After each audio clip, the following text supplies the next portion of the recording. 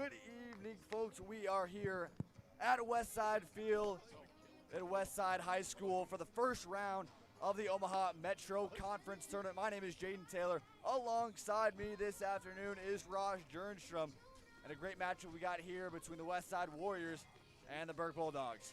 This first game in the Metro Tournament is so important for both these teams to get that first win, and sometimes it's the toughest win of the tournament. But on a good afternoon, slight wind out of the north, about 9 miles per hour. It looks like a good matchup today.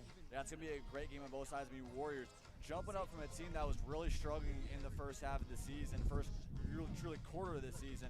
Going on a 9 out of 10 run has been really big for them in their last couple of games. And it's not like they've been going against very small teams. 6 of their games have been up against top 10 teams. 5 of those have been wins. And their only loss out of the last 10 games is up against the number 1 team in Millard South. And they're coming off that impressive win on Monday night at Bellevue West, the number 2 ranked team in the state. They won that game. And I'll tell you what, they hit some home runs, a couple of them in that game. So the Warriors are showing some power at the plate, and that could help them today. Yeah, especially in a guy like R.J. Gunderson, who's not normally known as a guy that's a power hitter. He launched one, especially over somewhat of a shorter left field porch out at Bellevue West. But what a great win for the Warriors. I think that really solidified them as truly a top contender here in the state. So looking at the top 10 teams here in the Omaha World Health Rankings, of course, Millard South, no matter what, the number 1. Even after that somewhat surprising upset up against Fremont. And Bell West at number 2, I would not be surprised if Westside moves up to 2 if they continue their great work this week. Going back down, you see guys like Lincoln East, you see teams like Millard North as well, going up against those top 5. But who do you feel right now, especially going to a tournament like this, Ross, can really make a point and move on as a contender? Well, this is a big game for Westside just to get out to an opening start with a win against Burke. But the team to beat is Millard South. Millard South has really been the dominant team so far this season. Bellevue West was on a huge win streak until they met Westside on Monday night, and the Warriors won that game in extra innings on a 3-run homer. So it's really crucial for these teams to play well in the Metro tournament, because the more you win, the more you play. So looking at today and the overall Metro Conference tournament, to start off here, the West Side region, the Warriors will start off today here at 1 up against Omaha Burke. And at 3:30 p.m. game, we'll see Omaha South going up against Papillion. And a lot of teams are looking at that game like, okay, these guys have somewhat similar of records, but they've had a lot different years. And I'll tell you what, one thing about both these teams, Burke has struggled this season. They're 4-9, but you come into a tournament, you kind of throw the records out, and it allows teams that have struggled this season to get off to a winning start. So we're going to take a break here to look at our national anthem before we get into game time.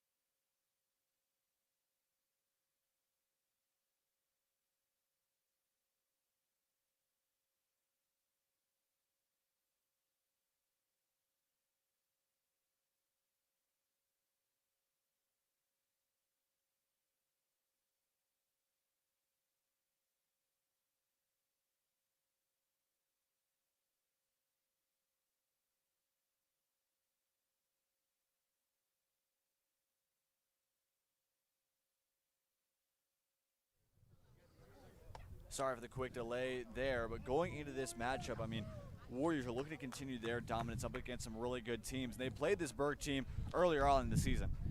And they'll have Jackson Gutta on the mound today for the Warriors. Jackson played on the mound against Central, but he's coming into this game on 10 days rest. He had a jammed finger, and that we have to watch this afternoon to see how he pitches on the mound, to see if that injury aggravates him at all and see how long he goes on the mound. Yeah, a big thing for him is really going to see if he can really even use his changeup, because, I mean, the big thing for him is fastball is going to be present all day no matter what. He's been able to pump mid to high 80s. He was able to see even in the offseason he had a couple of throwdowns that were getting up in the mid 90s, but this is a guy that's going to be really big for this Westside team for now and for years to come. So being able to keep a guy like this healthy is going to be really important for a team like this going into, trying to be a contender later in the season. Jaden, we've also got a great television crew here for Warrior TV covering the game. Of course, Jaden Taylor behind the mic will do the play-by-play. We've got Grace Vanderjoy over at the third base camera. Sydney Rolace will be behind the plate along with Kade Martin.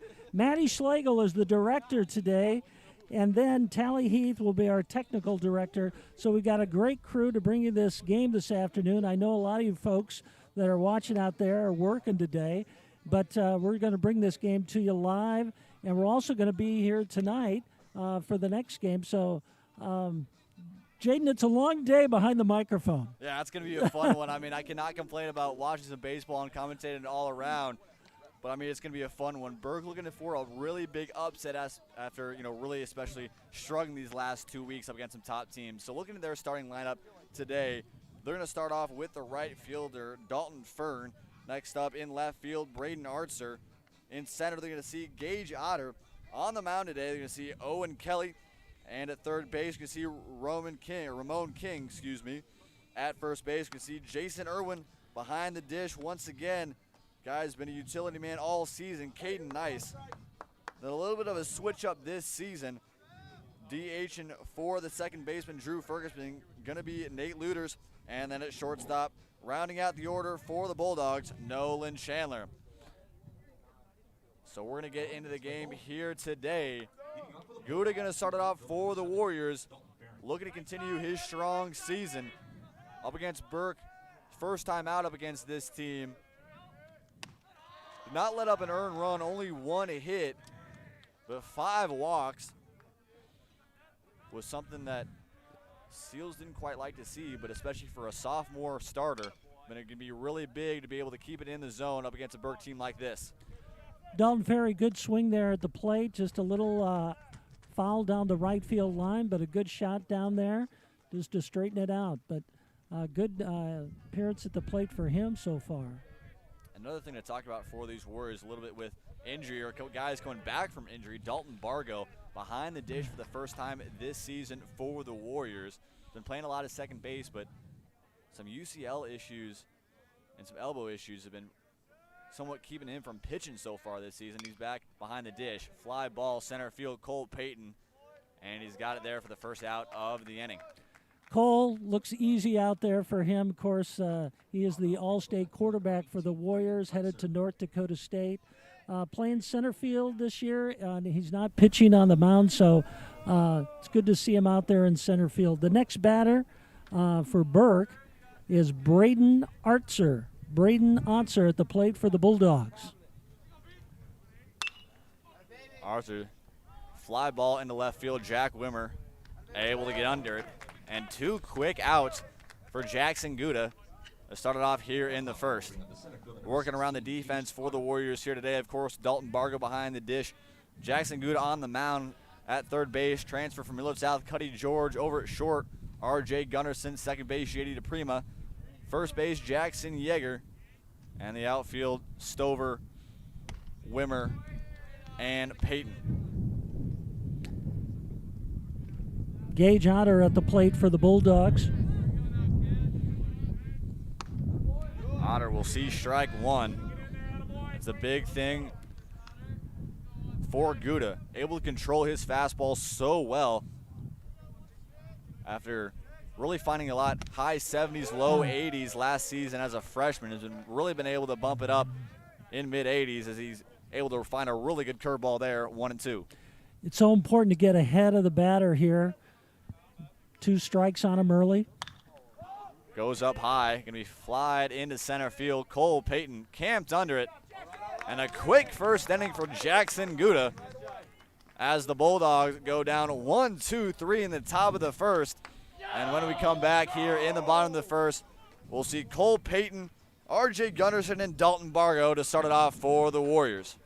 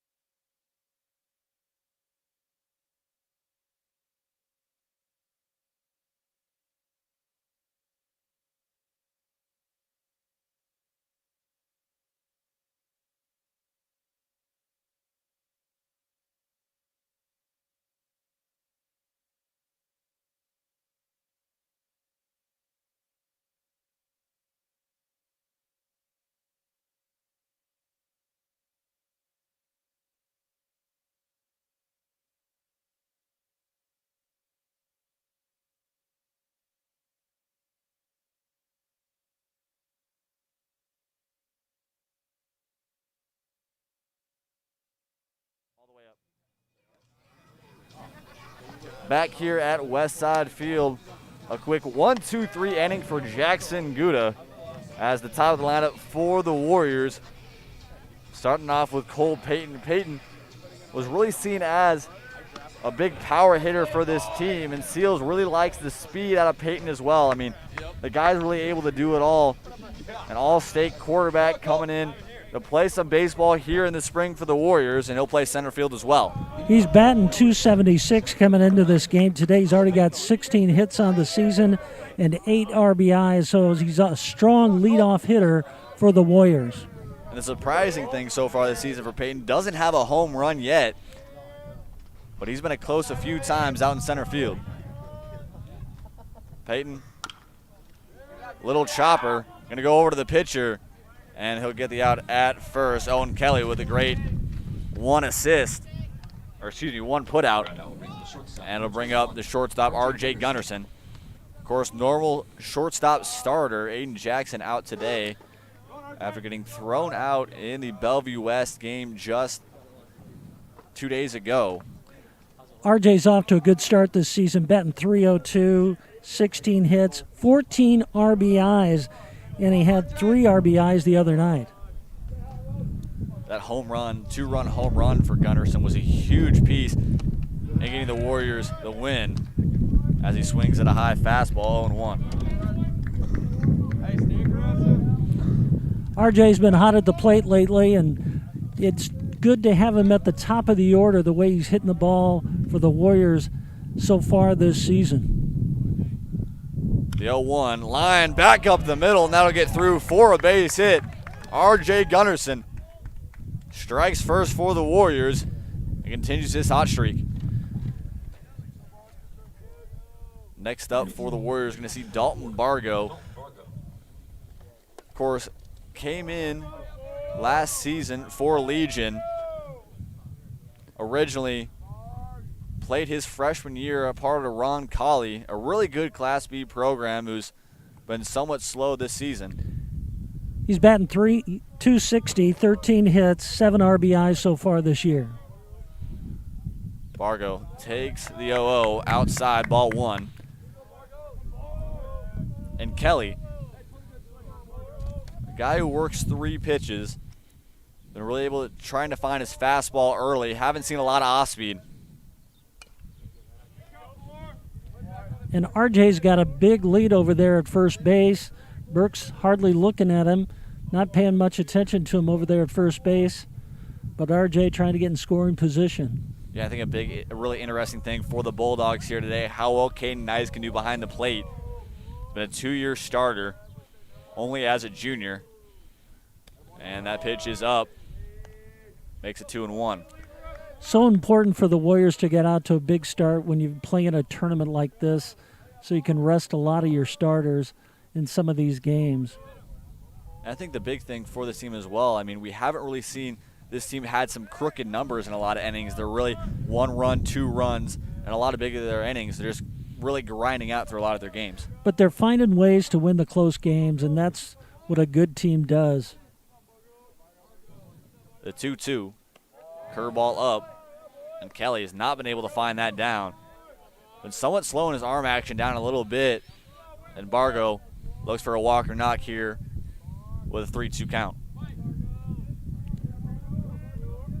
That wind's picking up. It started about 8 miles an hour.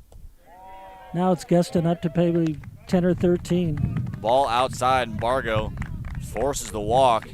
And here comes up Kade George. George, the transfer from Millard South, has been the big offensive piece this team has needed.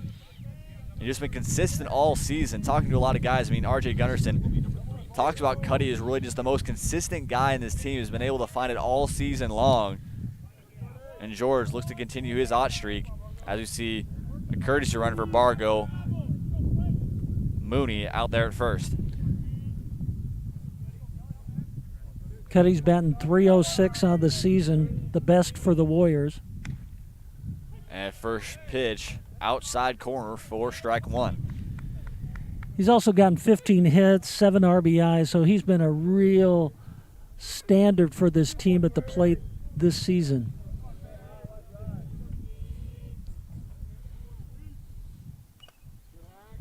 The 0-1 pitch is fouled back off of Caden Nice. That'll be 0-2. And the runners are holding at the bases. Just 1 out, 2 strikes on the batter, Kade George.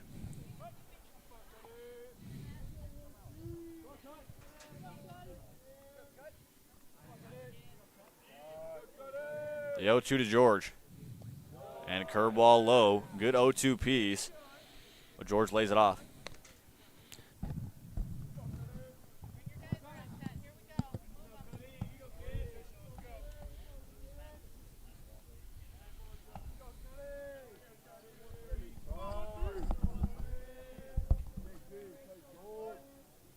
George waiting for the pitch.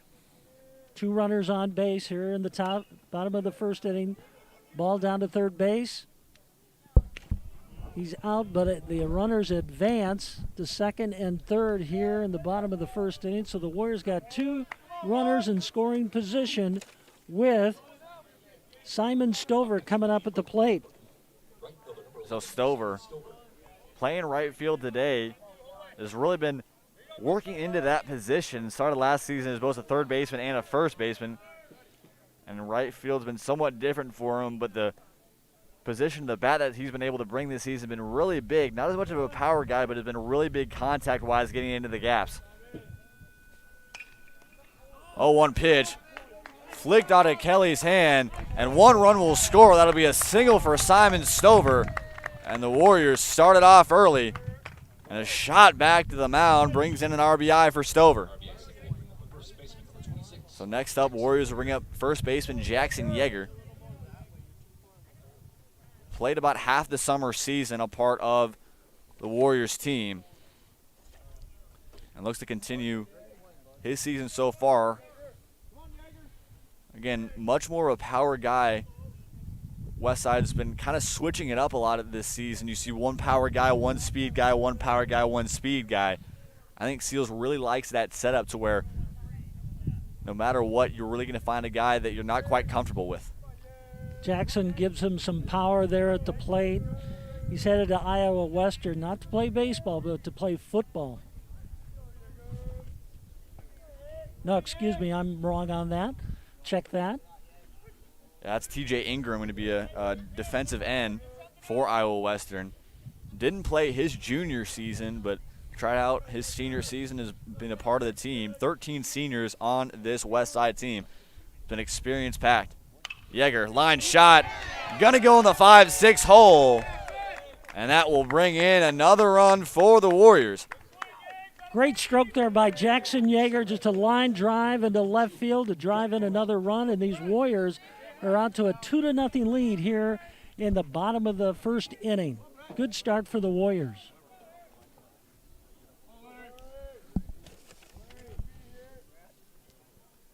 So Brett Thorell will come up for the Warriors.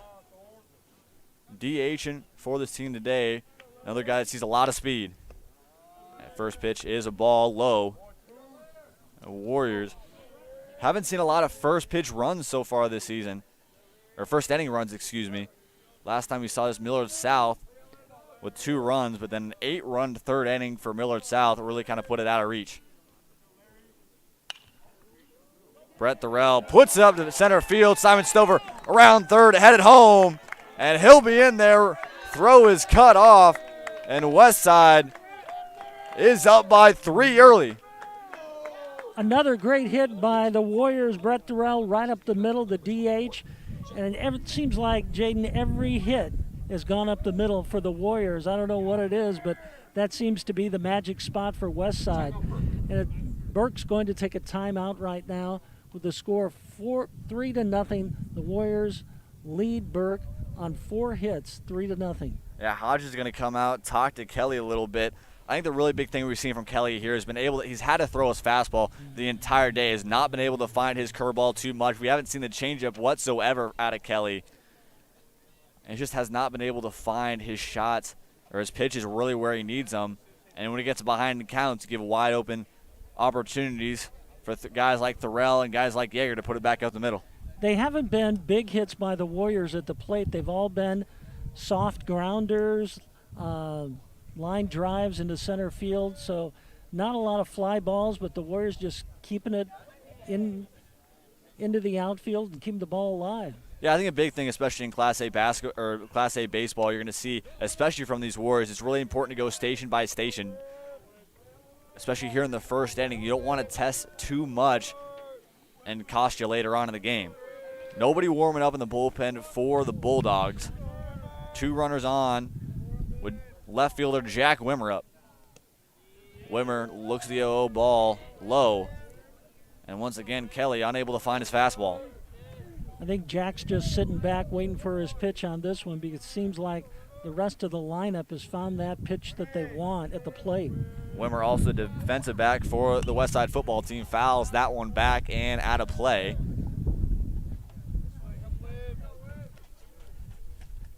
Got a little bit of time on the varsity squad in the Omaha Metro Conference Legion tournament at the end of last season, but is really liked for his speed and contact ability. 1-1 pitch coming to Wimmer. Wimmer calls time. Kelly needs a ground ball out to get out of this inning. High pitch, Wimmer wanted that one to go far. Yeah, looked like he wanted that pitch to go over the fence right there. Good stroke, just a little under the pitch. We'll see what Wimmer can do here, 1-2. Kelly looking to get out of this inning without too much more damage. Ground ball looking at the 5-6 hole. Play over to third base, and Yeager is out at third. Great play over there by Nolan Chandler, able to find the backhand and throw it over to third. But the Westside, 3 runs in the bottom of the first. And that'll take us to the second. 4, 5, 6 will come up for the Bulldogs when we come back.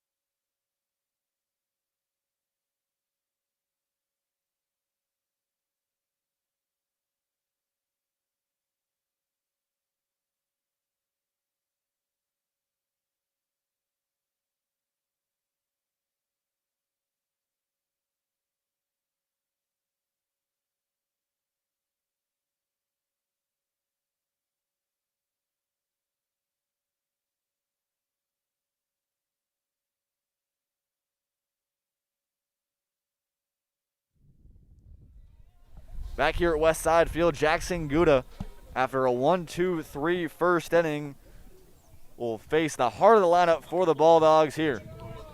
Cleanup batter Owen Kelly will bat at the plate, followed by Ramon King and Jason Irwin for the Burke Bulldogs.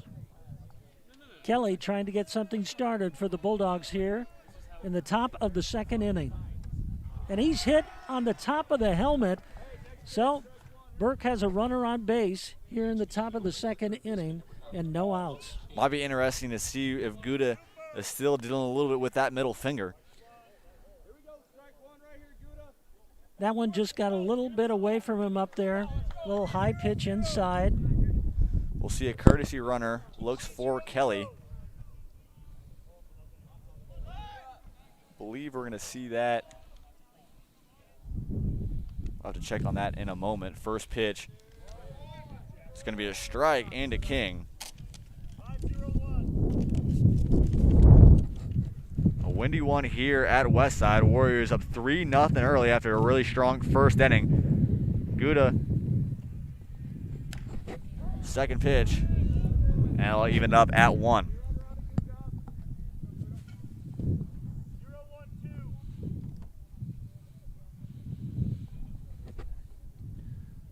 The Warriors playing king straight up on defense. Keep an eye on that runner at first. Warriors going Bargo, trying to throw him out at second. Throw there, not in time. A little bit of a late jump. Ball just got away from the catcher there. Allowed Burke to get to second base. But it puts him in scoring position. The Bulldogs trying to get on the scoreboard here. No outs. Top of the second inning. First runner in scoring position. Even out of the 5-hole hitter, might see a little bit of some small ball. 2-1 pitch, is in there for a strike, and Gutta is back even at 2.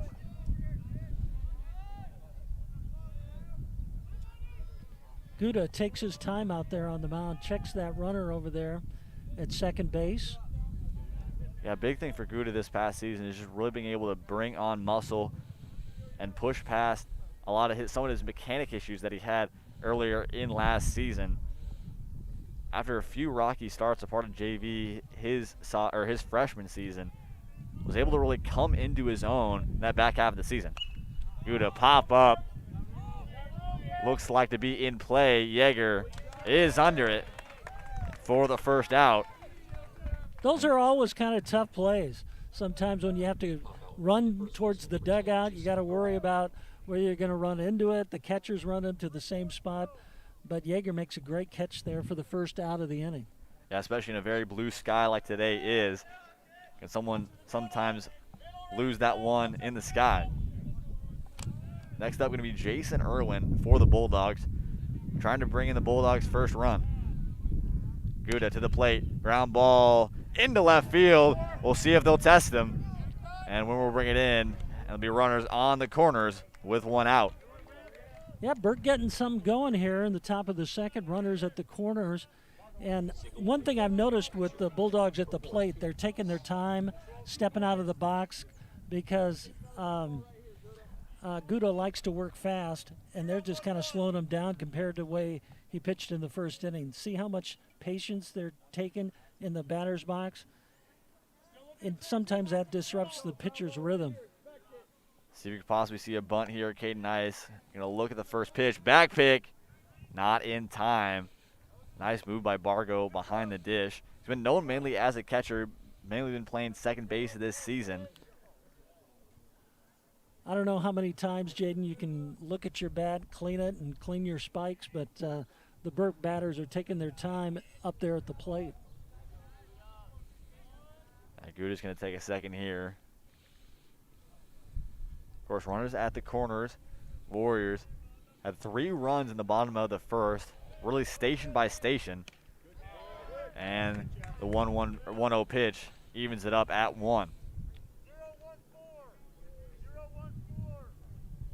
Nice, of course, a 2-year starter for these Bulldogs. Although setting up in the 6th hole has been a really big power guy. Been able to find in the gaps pretty well, but more often pull side than not. Runner doesn't go. They're going to say it hit him. Woo! Do not see that one. Bargo is going to call time out. Call time. It was a good pitch in there. Swung at it, but it must have just nicked him there inside the box. A little confused. Thought he might have checked it. Thought he might have even went around on that one. Mm-hmm. But nonetheless, he'll get subbed out. Well, it's a big situation here. The Bulldogs have the bases loaded, only one out. And coming to the plate right now is Nate Leaders, the DH. Leaders this season. Somewhat lower than his usual spot in the lineup. Was played a little bit at first base as well. Was a very pull-heavy guy.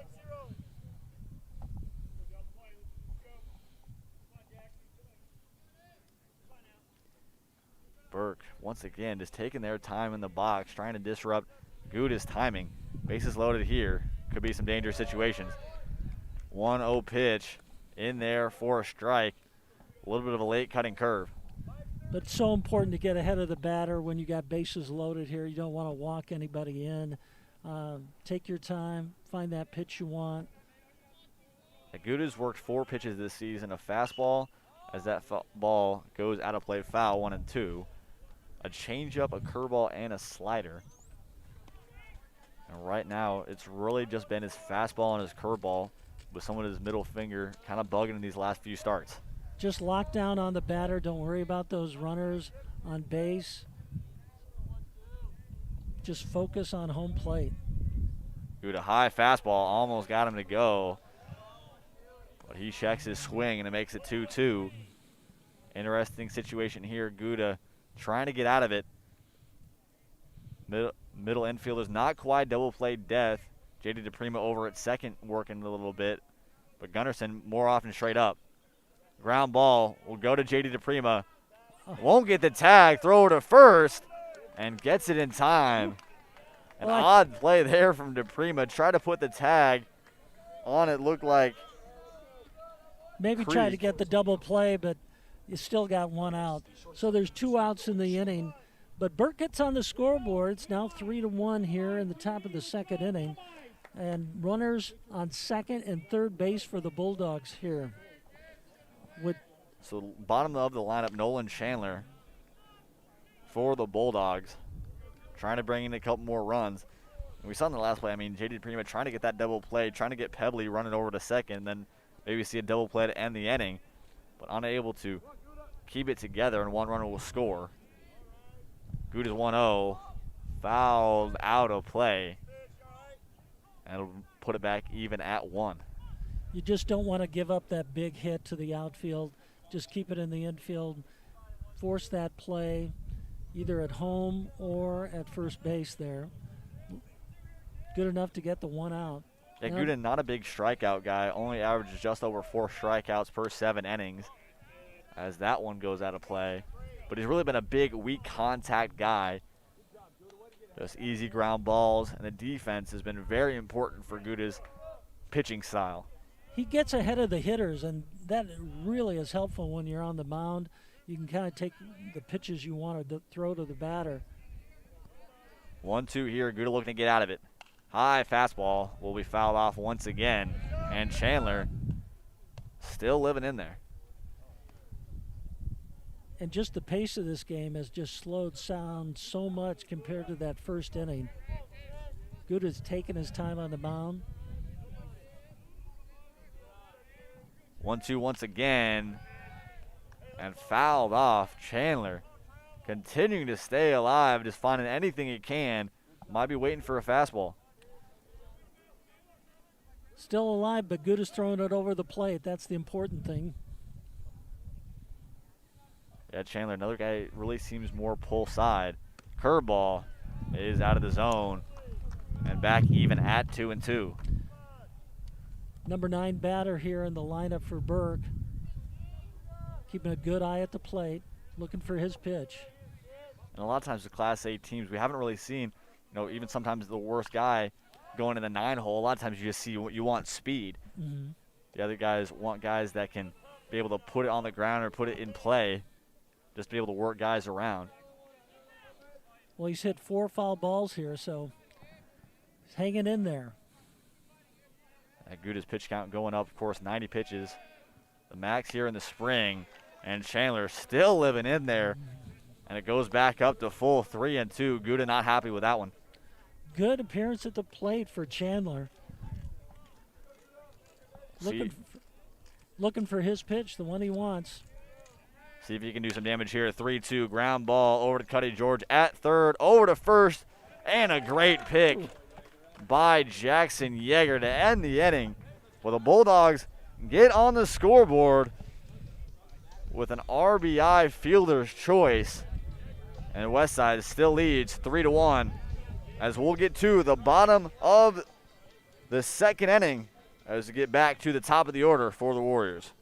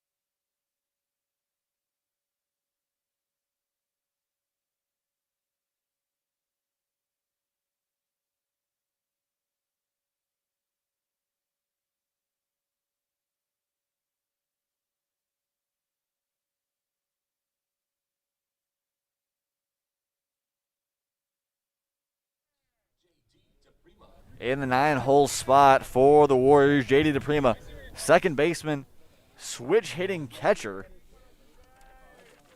is looking to get it started here. Strong swing. A little bit too late, makes it 0-1. JD comes into the game today batting .244.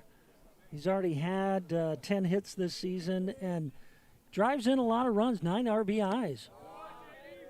The 0-1 is low from Kelly. And Kelly really needs to find his fastball after a really struggling first inning to be able to get ahead of batters like this. Kelly with the 1-1. And ball low once again. And Kelly, even though not really quite a chilly day here, even though we've seen a lot of those these last couple of weeks. It's been going back and forth. One day we'll get a game 30 degrees. Next day it's 86. Back to 40 the next day after that. Nebraska weather at its finest. The 2-1 pitch. Low once again, but J.D. DePrima kind of edges out for it. Evens the back up at 2-2. Those clouds are kind of breaking up. Little peaks of sunshine coming in. Got a little warm out here. We had to take our coats off. But a good day to watch baseball. 2-2. They say he goes. And J.D. DePrima strikes out for the first out of the inning. Yeah, J.D. looked like that one might have been a ball. Kind of waited there at the plate. But that's the first out of the inning for the Warriors. They still lead this game 3-1 here in the bottom of the second. Cole Payton back up for the Warriors. We'll see if he can do anything here after a pitcher, what was that, pitcher unassisted put out to start off the game. Little dribbler right back to the pitcher in the first inning. Payton, long shot into the gap. That one's going to get down. He's around first. Payton going to second. Bobbled out there in right field. He's looking for three. And he's going to stand up with the triple. Cole Payton. A launch out into the right center gap. And he's in scoring position with one out. Good speed by Cole Payton around the bases. Jaden and I can remember back when his junior season when he was in the football playoffs against Millard South. He had a 90-yard touchdown run. A lot of people underestimate his speed, but he's got it all the way to third base on a triple. Yeah, and that's why he's been at the top of the order. I mean, essentially his entire career here at Westside. We'll see if R.J. Gunderson can bring him in. Burke defense working somewhat into the corners as the first pitch is low, ball one. R.J.'s first appearance at the plate. He had a single to center field up the middle. See if he can do it again. A hard swing from Gunderson is a strike, and it's back to 1-1.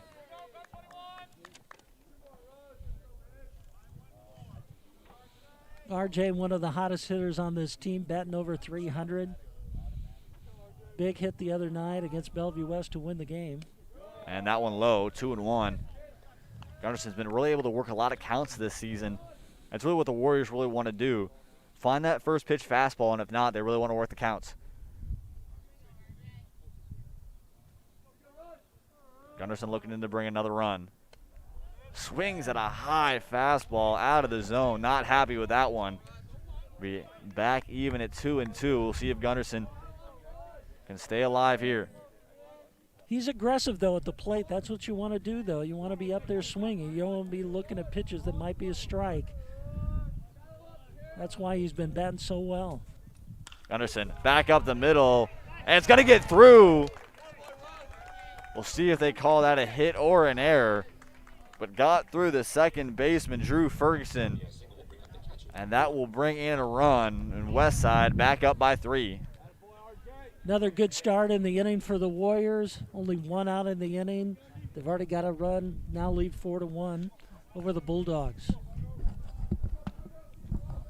Coming up to the plate, the catcher, Dalton Bargo.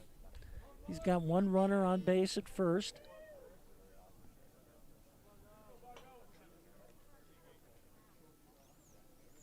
And here's the pitch.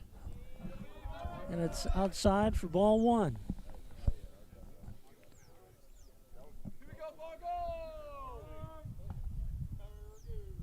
Burke still working somewhat straight up, not quite a doubles defense. Bargo has been doing very well this season, putting the ball all across the field. Going to work to a 2-0 count here. Bargo saw 4 straight pitches in his first AB. Looking to find something here.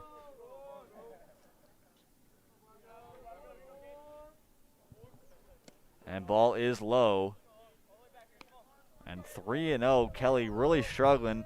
And Hodges still not have anybody in the bullpen. See how anxious Dalton is to swing this bat on a 3-0 count. 3-0 pitch. He'll swing the 3-0. Looking for a double play. Ball will get into left field. Gunderson will stay at second. But an errant throw from Jason Irwin gets just past the glove of Chandler at second base. And the first error of the game for the Bulldogs. Will have 2 runners on with just 1 out.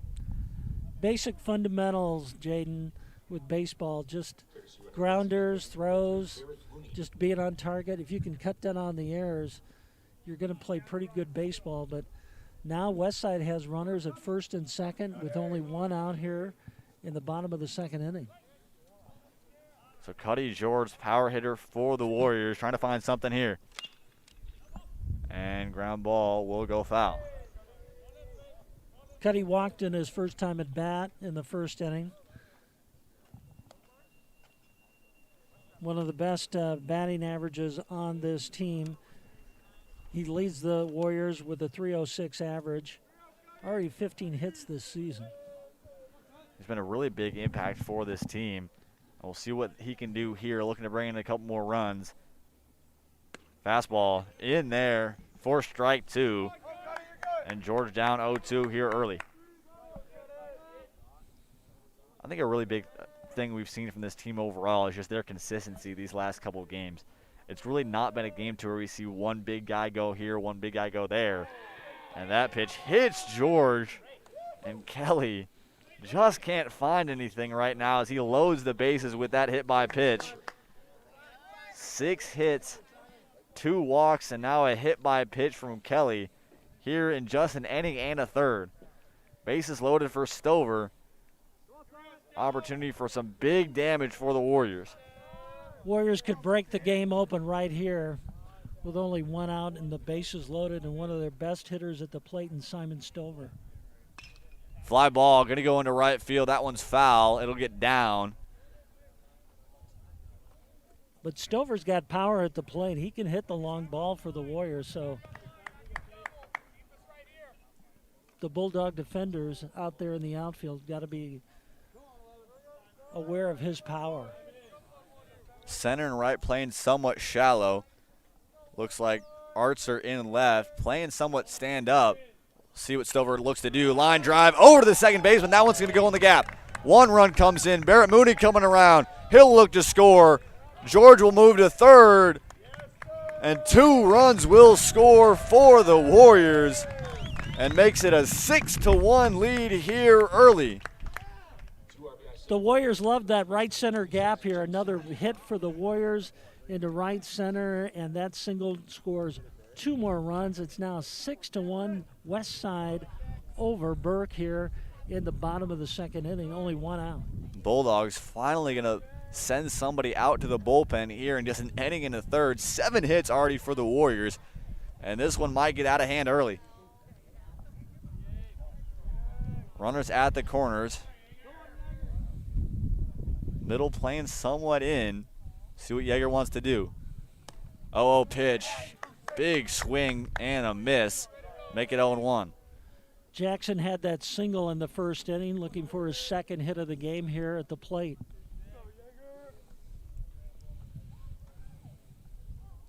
Kelly needs to get out of this inning here. Ball in the dirt. And Stover, unhappy with himself, might have had an easy stolen base.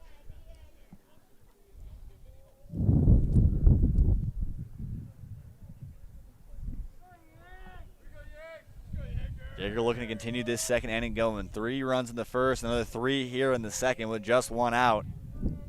And Kelly desperately needs a ground ball. He'll get it there and get through into left field off of Chandler at short. And 1 run will come in. Stover will stay at second.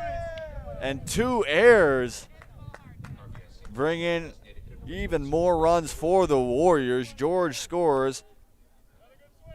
But the Burke defense unable to help out Kelly here. Yeager hit a line drive in the first inning, another here in the second. Keeping the Warriors alive with just 1 out, and now a 7-1 lead here in the bottom of the second. Yeah, scores up top, got that as a hit. I don't think that was a hit. I mean, that was right off of Chandler's glove going into left field. Runners at first and second. Brett Thorell will watch another one go low. And the Bulldogs bullpen still working really slow. Nobody even on the mound yet. Brad had a single in the first inning, so the Warriors keep that hitting parade going. Second time almost all the way through the order. Thorell will look at a 1-0 pitch in there, 1-1. The Warriors have been able to score a lot of runs lately. They've really been hitting a lot of consistency at home plate. Throw a line drive into right field. Stover coming around third. He's going to look to score. Throw coming in. Going to be late and cut off. And Westside goes up 9-1 here. And the hit parade keeps going for the Warriors. 9 hits for the Warriors in just 2 innings. And I'll tell you what, it might be time for a pitching change here for the Burke Bulldogs. I don't even think they have a guy ready out in the bullpen currently. 2 guys thrown, only 1 guy even on the mound. We'll let you know who that is when we can see it. But Kelly really struggling here in these first 2 innings. Really only an inning and a third. And Westside up big. You know, for Burke, this is just a real struggle for them. They only have 4 wins so far this season. And they're really struggling. Yeah, especially in an opportunity here. I mean, that first game that these 2 teams played, we really thought, Burke might have an opportunity to make an upset up against these Warriors. That game out at Burke, I believe it was the second game of the season after that Millard South loss to start off the year. But Westside able to get a big 5th inning and take that one home over at Burke. It was a late game, over 3 hours long. But Westside putting it on the Bulldogs right now. It's 8-1 early. And Jack Wimber comes up to the plate with 2 runners on base here and only 1 out. Somewhat still skeptical of got 2 guys in the bullpen. 3 straight pitches out there went in the dirt, and another one goes right there. Kelly just needs to get out of this inning. Ground ball, something.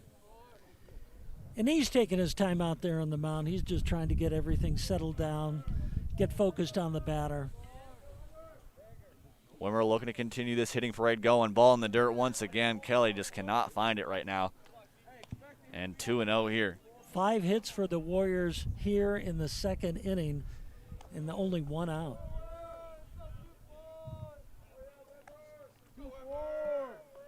Runners at first and second. 2-0 count to Wimmer. And he sees it inside. Going to go past Caden Knight. It's going to be a pass ball.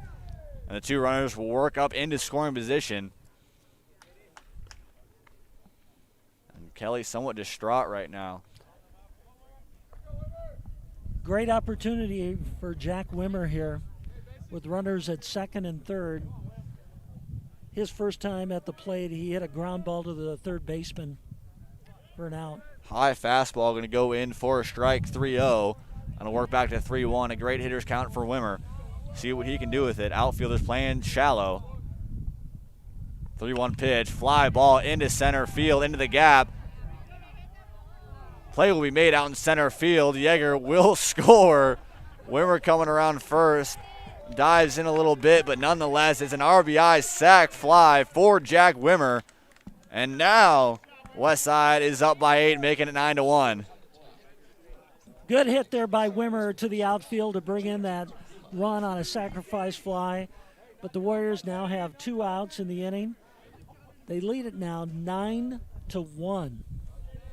Of course, 10-run Mercer rule after 5 innings. New rule, another new rule coming in this season. As J.D. DePrima from the right side now sees ball 1. Of course, 2 big new rules for baseball this season. The pitch count has moved up. Actually 3, excuse me. Pitch count moves up for spring season. J.D. DePrima lifts one foul and out of play. That, as well as the automatic DH, essentially for anybody that you have on the field. Of course, we see Ferguson being DH for Looters today. J.D. looking for his first hit of the day. He struck out in the first inning. He's got a runner on second base. 1-1 pitch. Line shot into left field. Thorell coming around third, and he'll stay at third. Get held up. Throw comes into home. And J.D. DePrima with a single will put him at second. 2 runners in scoring position. And back up to the top of the lineup brings up Cole Payton. Cole Payton batting for the second time in this inning. You might remember the first time he was at the plate in this inning, he hit a triple, a big blast out to right center field. And Hodges finally going to look for a pitching change. We'll let you know who it is when we come back here on Warrior Television. A 6-run second inning has the Warriors up 9-1 when we come back.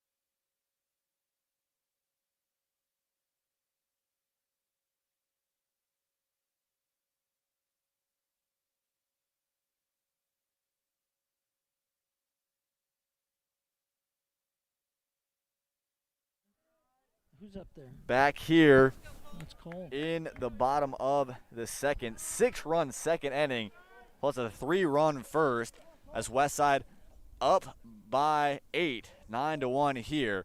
So the switcher we're going to see in, Riley Stitch is going to come into the ball game. That's going to move Owen Kelly over to second base, and we'll see Ferguson come out of the ball game.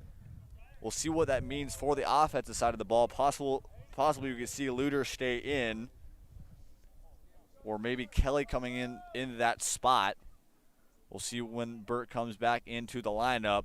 Another really slow curveball as Cole Payton behind 0-2. What a tough situation to come into with runners on second and third and a guy who just hit a triple, Cole Payton at the plate. Tough situation for the Bulldogs. 0-2 pitch to Payton. Line shot into center field, and it'll be caught out there by Gage Otter.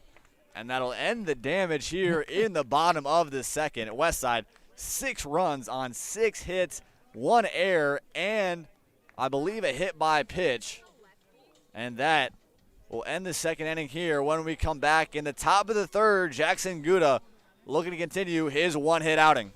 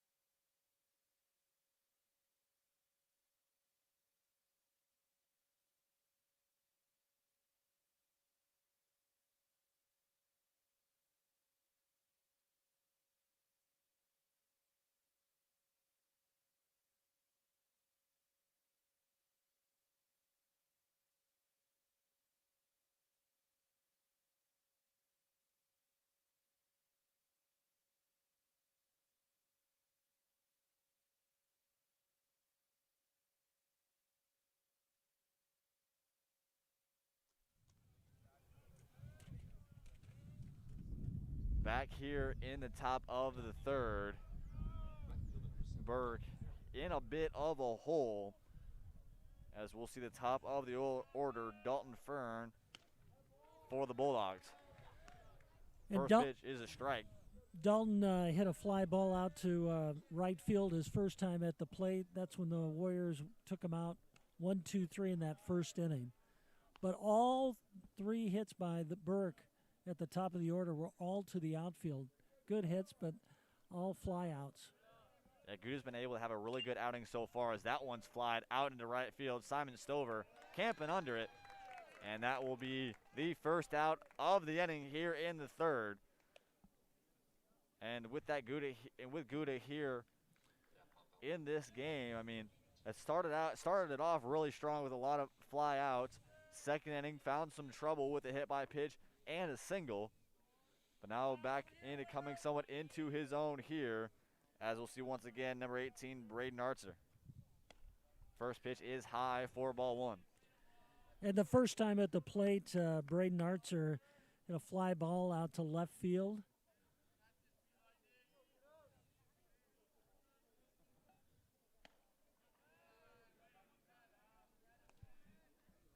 The second pitch is a ball.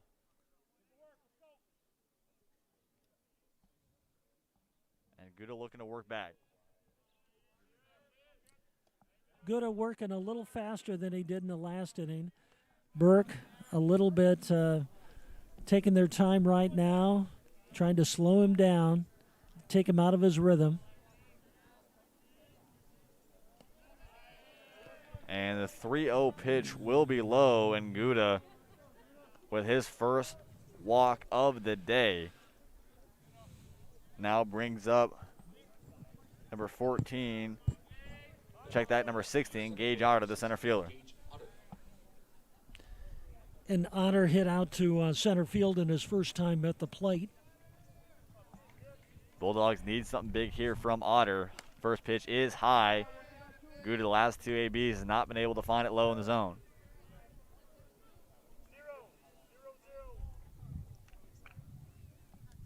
Bulldogs, once again, is really taking their time here, and I think that's been a big thing for them this season. They really want to get themselves in the best position possible and get their opponent somewhat off balance as Gutta throws his 6th straight ball. Yeah, Jackson doesn't take much time up there at the plate. As soon as he gets that ball from the catcher, he's ready to throw that next pitch. Little conference on the mound, though. Throwing a lot of balls. Just get it over the plate. Let the defense make the play. Yeah, I think that's a really big thing, really showing leadership from Bargo, especially here in this 3rd inning. With an underclassman in Gutta, only sophomore on this team. Really been able to calm him down, maybe some nerves going here, just really work him back with a 3rd ball there. That was close. 3-0 count. And really, I wouldn't be surprised if he'd want to test him, especially up against a Burke team like this when you're up by 8.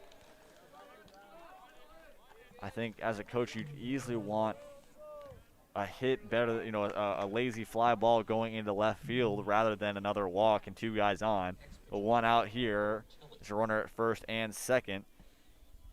And Owen Kelly will stay into the ball game out of the 4 spot. Great opportunity right here for the Bulldogs to get some runs on the board. Runners on 1st and 2nd. Kelly sees the first one for a strike. Beautiful curve from Jackson Gutta. And finally gets ahead back in the count. We'll see what Gutta can do here.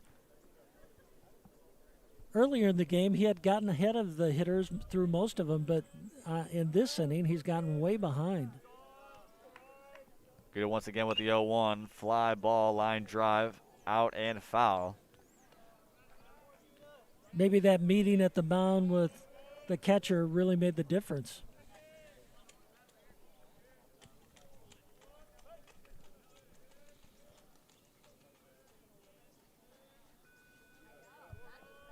Gutta with the 0-2.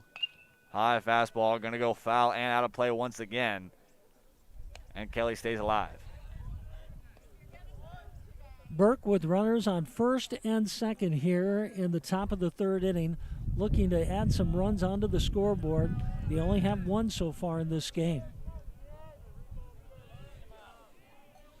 0-2 once again from Gutta. Fastball. Flied out into right field. Stover under it. Runner will not tag, and that'll be the 2nd out of the inning. It's tough to see those fly balls with the clouds up in the sky and little sun peeking through, but the Warriors make the out there in the outfield. So Ramon King will come up to the plate, back again for the Bulldogs, looking to find something here for this team, looking to possibly chip away. Gutta trying to find himself in again, double steal, fly ball into center field. Might drop. R.J. Gunderson trying to get out to it, and he'll grab it in shallow center. For the 3rd out of the inning, Jackson Gutta once again gets out of trouble. And Westside up by 8 as we head to the bottom of the inning. Warriors 9, Bulldogs 1.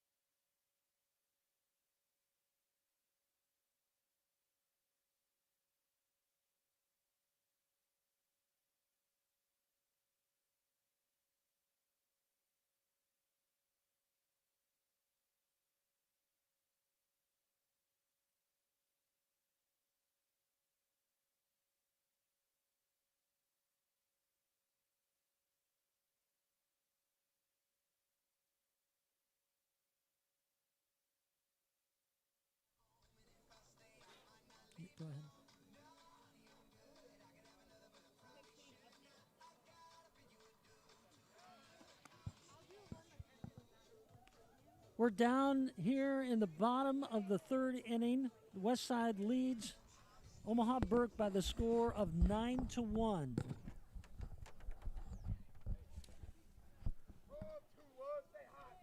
So R.J. Gunderson will lead it off for the Warriors. Trying to add on to their big lead here. Big 12-6 curveball. Riley Stitch coming into this one after a really struggling start from Owen Kelly. Kelly, of course, now moves over to third, as I believe we see Ramon King moving back over to second. A lot of switches around for the Bulldogs, and R.J. Gunderson, they're really, hot last week for this team, is looking to continue this streak here. 1-0. Once again, sees that curveball in the dirt. It's one of the slowest curveballs I think we've really seen out of a lot of varsity guys. I mean, it's straight up and down, but it really cuts late. But he's being patient there at the plate, waiting for his pitch. And sometimes that can be a really dangerous thing up against a lot of these teams, and somewhat versatile, really, when you see, in Class A baseball a lot of times, because, a lot of these guys are seeing guys like Drew Christo who are throwing 90, 95 each day, and at least 80s usually when you see most guys. So when you see a pitcher like this who's really throwing low 70s, maybe even the 60s with that curveball, you can really get guys way out in front. Takes your rhythm completely out when you face a pitcher like that sometimes. 3-0 fastball in there for a strike, and Gunderson very well likely has a 3-0 green light. 3-1 green light, excuse me. RJ's already hit 2 singles so far in this game, so he's been really strong at the plate all season for the Warriors. 3-1, ground ball over to Chandler at short. He'll throw it over to first just in time to get the first out of the inning. And Dalton Bargo will come up to the plate. And the interesting thing here, we'll see if the Warriors can tack on any more runs, both in the first 2 innings. Had the first guy get out, Peyton the first inning, and then I believe DePrima in the second was able to get that first out to start it off with, and then a 3-run and then a 6-run first and second inning. We'll see if the Warriors can tack on some more. High fastball, gonna be a ball, and it'll be 1-0.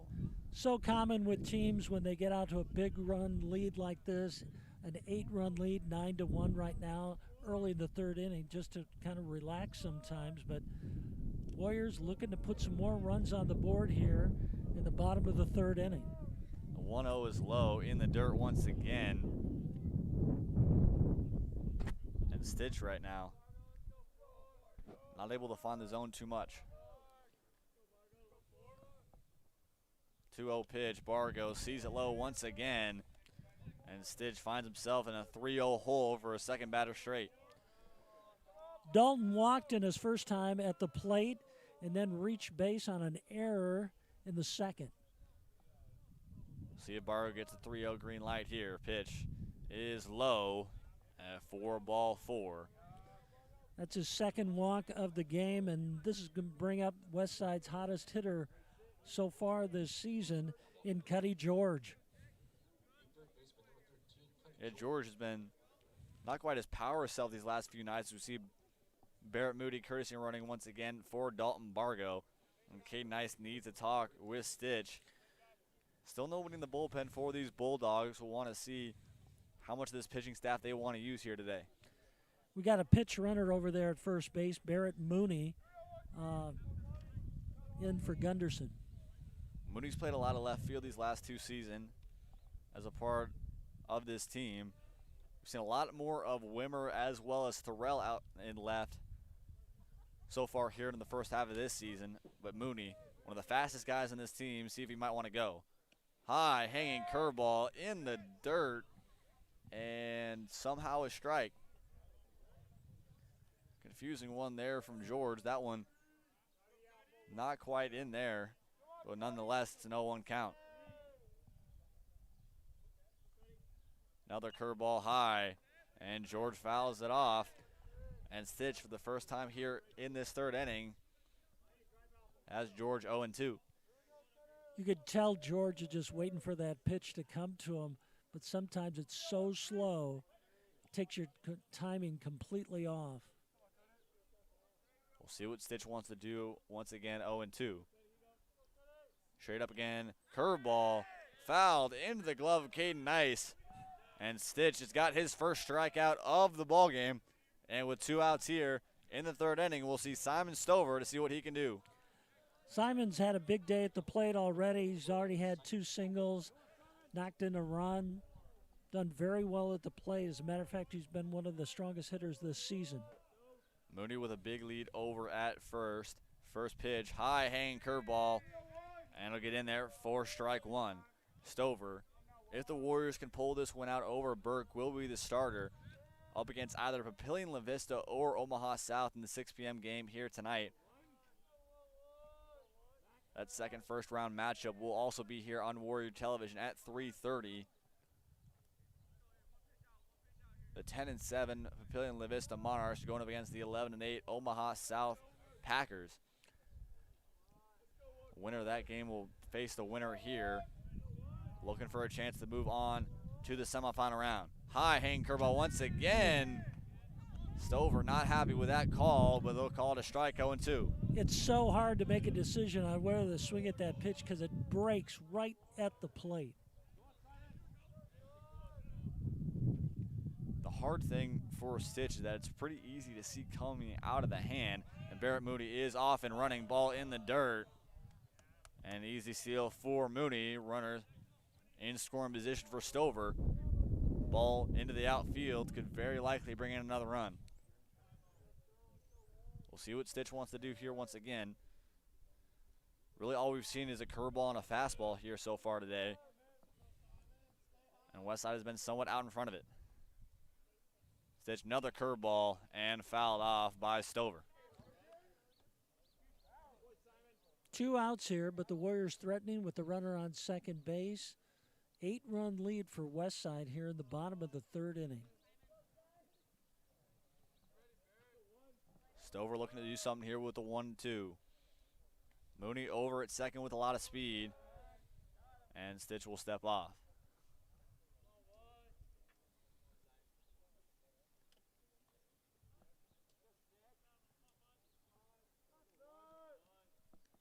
One-two once again.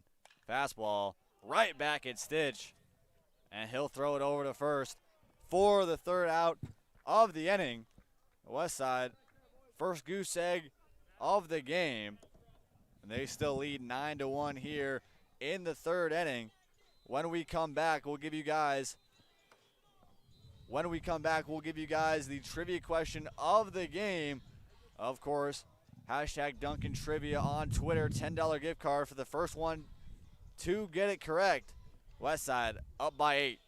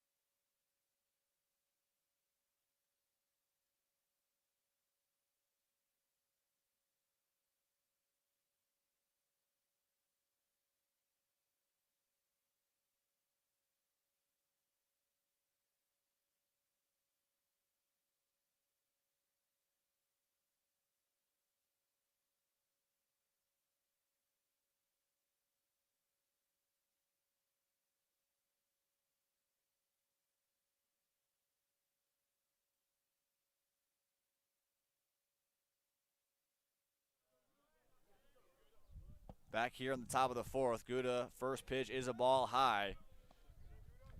It'll be Jason Irwin, Caden Nice, and Nate Leaders for Burke here in the top of the 4th inning. Gutta looking to continue his ways. Last 2 innings been somewhat rocky. Cole Payton looking to get on that one. Diving play, just gets down. Umpire's going to call it out. That one definitely dropped.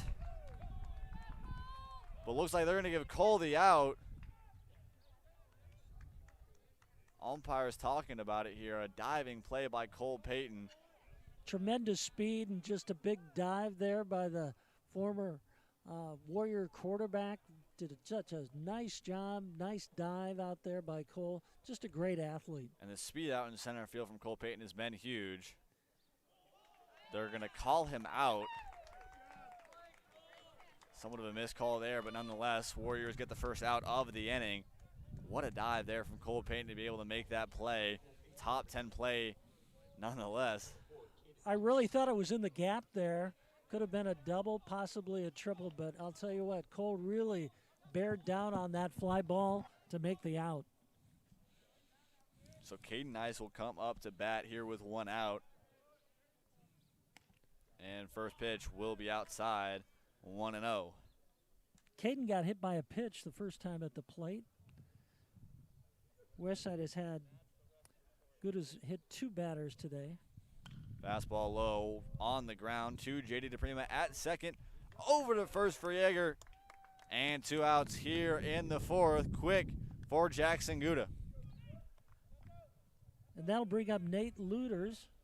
Luters, in his first time at the plate, hit a grounder to the second base for an out.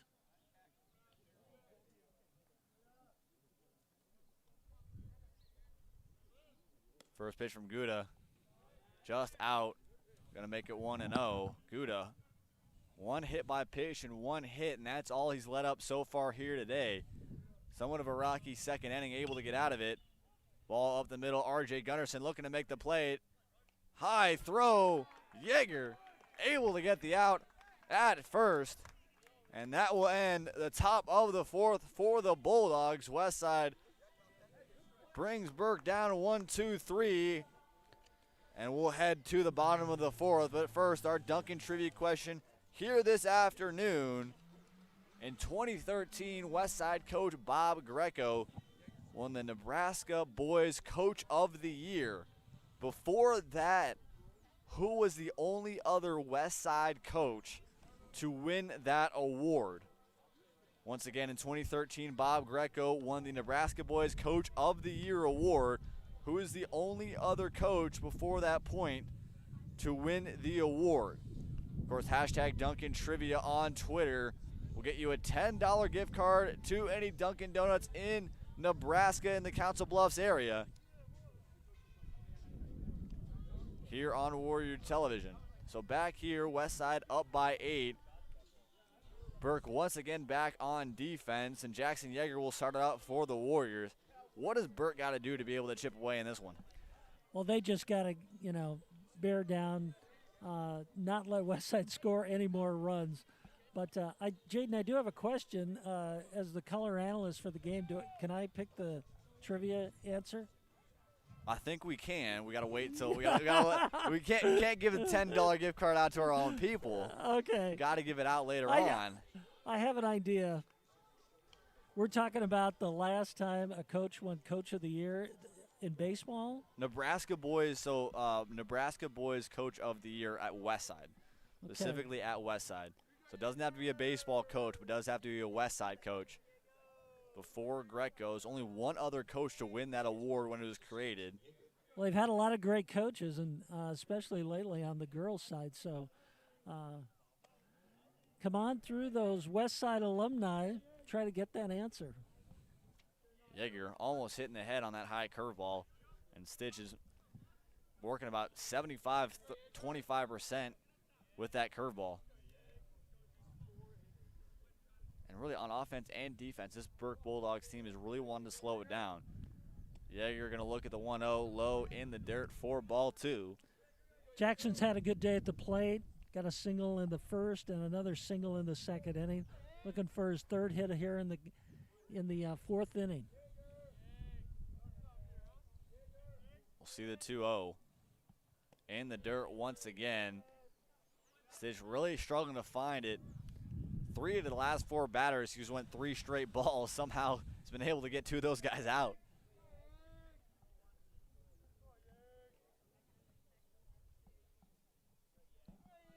coming to Yeager. See if we'll get the green light. Ball in the dirt once again. He gets an easy walk. And Brett Thorell will come up for the Warriors. Brett's also had a good day at the plate, a single in the first and another single in the second inning, so he's also looking for his third hit of the game today. We'll see what Thorell wants to do. Mainly a pull side hitter. But Burke's defense is really putting a lot more oppo. Long hanging curve once again, and a foul ball.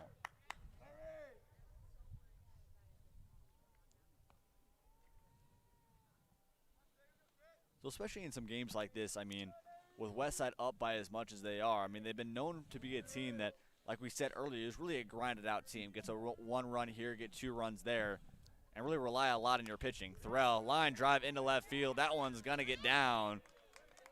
And runners on first and second with no outs. But with that, I mean, these first 2 innings, I mean, 3 runs, then 6 runs. How can this team continue this offensive output, especially against some of the top teams in the state going in this Metro tournament? I covered the Central game and did the play-by-play earlier this season while the Warriors were on spring break. And it's very similar to that game. They came out, scored like 9 runs in the first inning, and really put a lot of runs on the scoreboard. Jack Wimmer, long drive, deep left field. Is that one going to get out? Off the wall. Still in play. Yeager's going to score, but only a single for Jack Wimmer. Just about anywhere else, that ball is out. 335 out in dead left field. That ball went about 334. It looked like it was just going to carry over the fence, but, man, it just finished short by just a few inches. But the Warriors now have runners on first and second. Only no outs here in this inning. Ready to put some more runs on the scoreboard. Yeah, another guy in the bullpen, Sam Sorensen for the Bulldogs is Stitch. Line drive from JD DePrima. That one's going to get down. A high bounce throw over to third. Ball's rolling around. Caden Nice going to be able to get it behind home plate. And bases loaded here for the Warriors. The top lineup is up here once again. Cole Payton looking for his 4th at-bat. And somehow Cole, other than the triples, been, I don't know if I want to say cold, but not quite what the rest of this team has been doing here today. 13 hits for the Warriors so far. Bases loaded, chance to really put this game away here. Payton looking for his first home run of the season. High hanging curve. And if he can wait one here, a ball out to right field might do some damage to some cars. I remember last summer I was out at Millard South and Cole hit a big home run out there for the Legion team. He's got that power. Another ball in the dirt. It's not a situation where you really want to pitch around Payton, especially with runners all across the diamond. He's 1 for 2 at the plate today, had that big triple in the second inning. Payton way early on that one, makes it 2-1.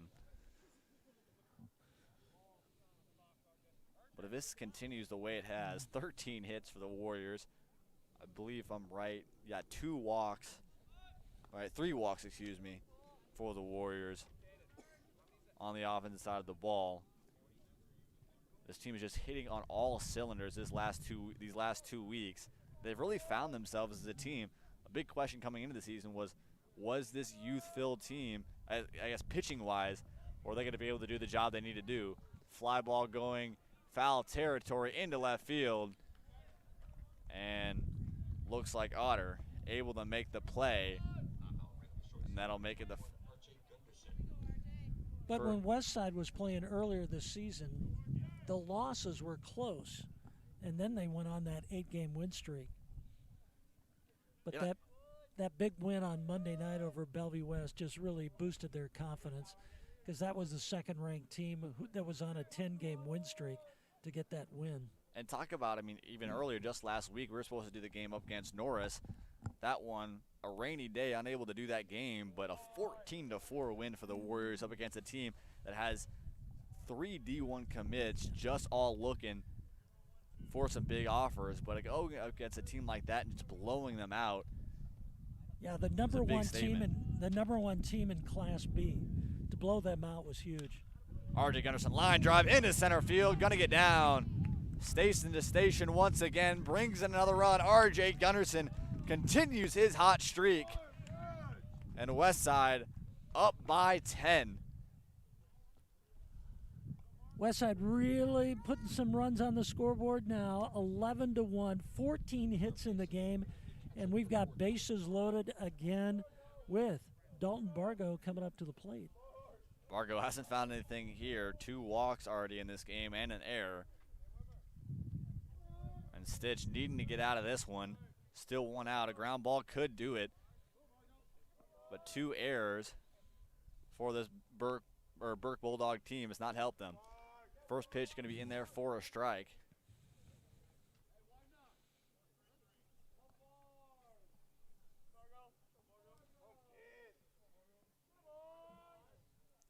Bases juice for the Warriors.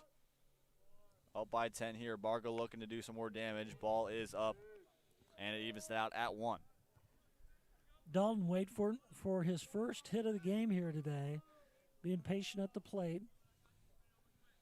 It'll be really interesting what Bargo does in the future, especially going into this summer. Possibly could look at prospects or come back for the Legion season. But the Legion team overall could be really interesting for this Warriors team. And a balk there from Stitch will bring in another run. And Wimmer, after that 335 foot single, scores. And Stitch unhappy with that one. Westside up 12-1 now. Anytime that happens, you got to look at the confidence of the pitcher, see what that does to him there. Now with runners on second and third. Another hanging curveball in there for strike 2. Bargo not really happy with that kind of pitch. Got a radar gun out in that one. I mean, that's got to be under 70 miles an hour. Yeah, you can see him out there on the mound just kind of shrugging his shoulders, going, what do I have to do to get a strike? 1-2 pitch to Bargo. High hang curve once again, unable to get it down. And it evens it back up at 2-2. Sam Sorensen now working off the mound out in the bullpen. We'll see if Hodges wants any kind of move.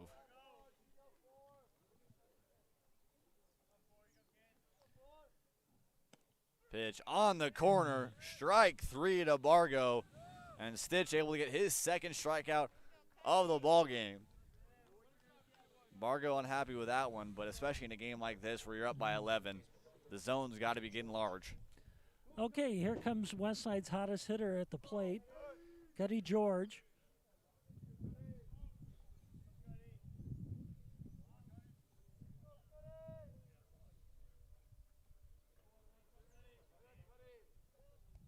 Ball going to be low for the first pitch of the AB. George 0-1 on the day with a walk and a hit by pitch. And it was Stitch's first K of the day last inning. We'll see what George can do with it here. 1-0 pitch, 2 outs. And another ball in the dirt. Cuddy being patient at the plate. Looking at 2 runners on base in scoring position at second and third. Looking for his first hit of the day. To say a guy like Cuddy George in a game like this is comparatively cold is something really odd to talk about. I mean, he hasn't really had a lot of chances with the walk and the hit by pitch. But this Warriors offense has just been so big in this game. 14 hits. And Burke has just really never seemed to be in it. Another pitch low. And that'll be ball 4 as Simon Stover will come up.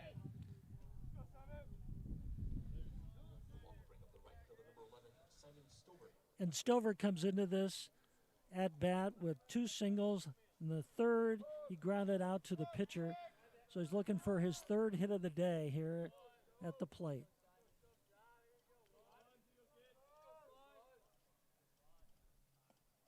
Check swing there. Umpire says he went for strike 1. Bases loaded here.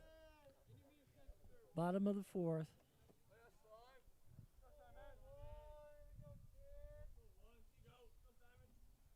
Stover looks at another curveball and to make it 0-2. I don't think he wants to swing at those. Those are so strange the way that they're coming in there and breaking at the last second. It comes in very high in the zone. I mean, you see it coming right out of the hand like it's going to pop up a little bit. Just barely gets in there, especially with a comparatively higher zone, or I guess wider zone from the umpire in a game like this. It's not a pitch that you want, especially when you're still alive in the count. Yeah, and the ball is coming in almost at shoulder level when it breaks, so they're tough to watch. Stitch trying to get out of the inning. Bases loaded. High hang curveball, line drive foul, and to get out of play.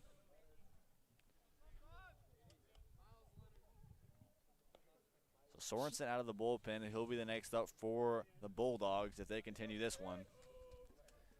But if it stays a score here, Bulldogs only have one more hitting opportunity to keep this going. Yeah, big hit here would pretty much end the game. Fastball, little floater into left field. One run will score. Gunderson around third. He'll look to score. Throw will come in. Cut back off. Otter over to second. Not able to get George at second base. 2 runs come in. 15 hits for the Warriors. And it's a 13-run game with 2 runners still on the base paths. Third hit of the game there for Simon Stover. Drives in a couple runs. It's now 14-1. Jackson Yeager coming back up once again. We'll see what he wants to do. Still 2 runners on the base paths. Somewhat straight up defense for the Bulldogs. Stitch still into this ball game. Yeager, another floater. That one to go to right field. And play will be made by Dalton Fern out in right field. But Westside tacks on 5 more here in the 4th and makes it a 14-1 ball game. And we'll head to the 5th. Bulldogs need 4 to keep this one going.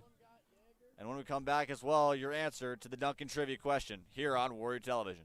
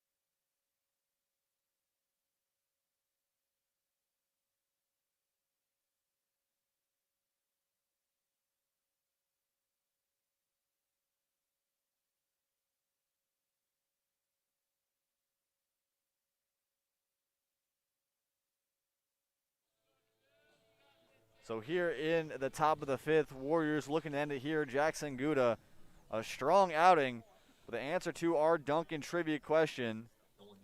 Can I guess? We'll give you a guess. We'll give you a guess. Okay. Westside coach winning Nebraska Boys Coach of the Year.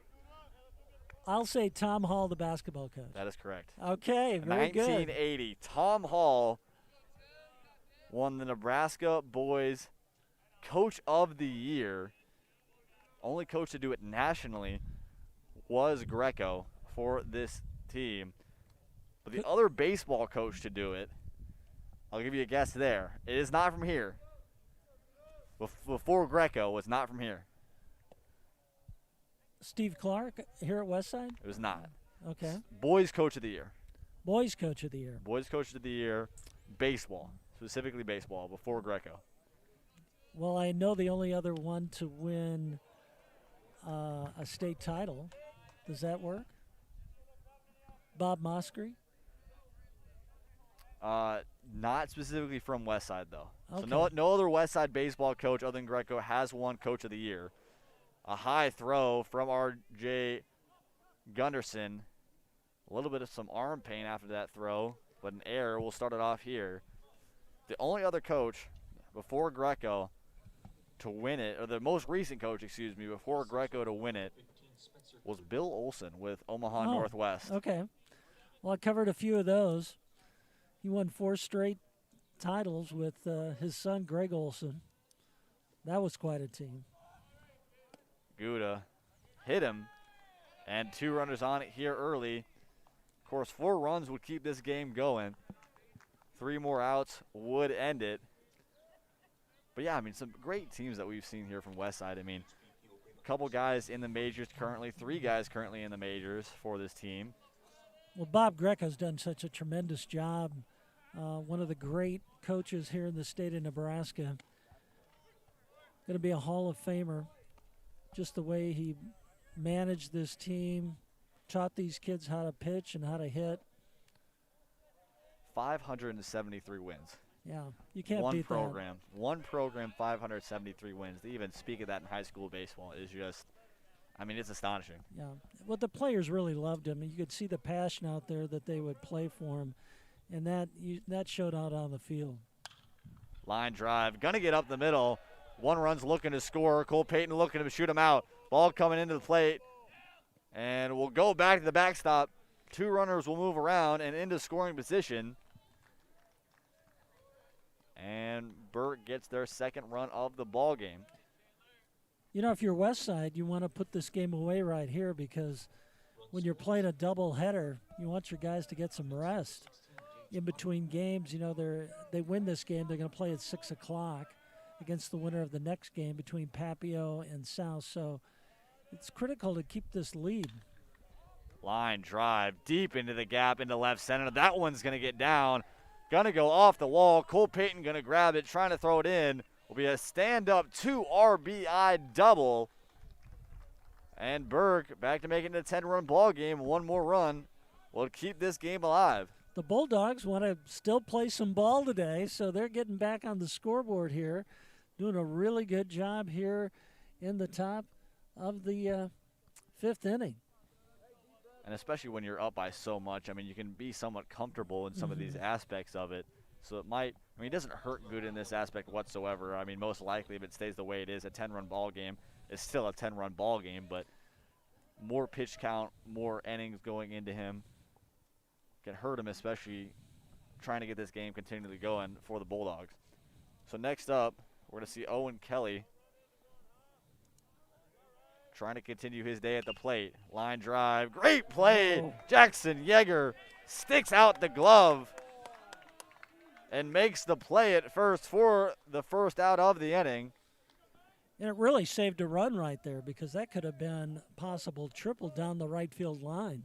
Yeah, especially with Stover out in right field, not usually a normal right fielder, especially for how that one gaps. I mean, this field is not as quite enclosed as you see plays like Bellevue West or Prep. That thing could have gone a long ways. Curveball in the dirt. And, of course, Otter moved over to third base on that one. Ramon King for Burke trying to keep him alive. Ground ball over to R.J. Gunderson. That'll score a run, but it'll make the 2nd out of the inning, and this game will continue.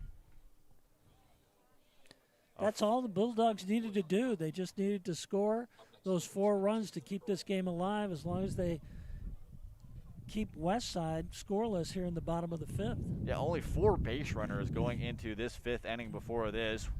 An error. One error. I think we had, one error, 1 hit, a walk, and a hit by pitch before this inning. And then 3 straight hits and an error. Has this game back to a 10-run ball game. Another line shot into the right field gap. But Cole Payton, big stride out there in center, grabs it in. And Westside will look to end it here in the bottom of the 5th. 14-5 in favor of the Warriors. We'll see if they can end it here when we come back.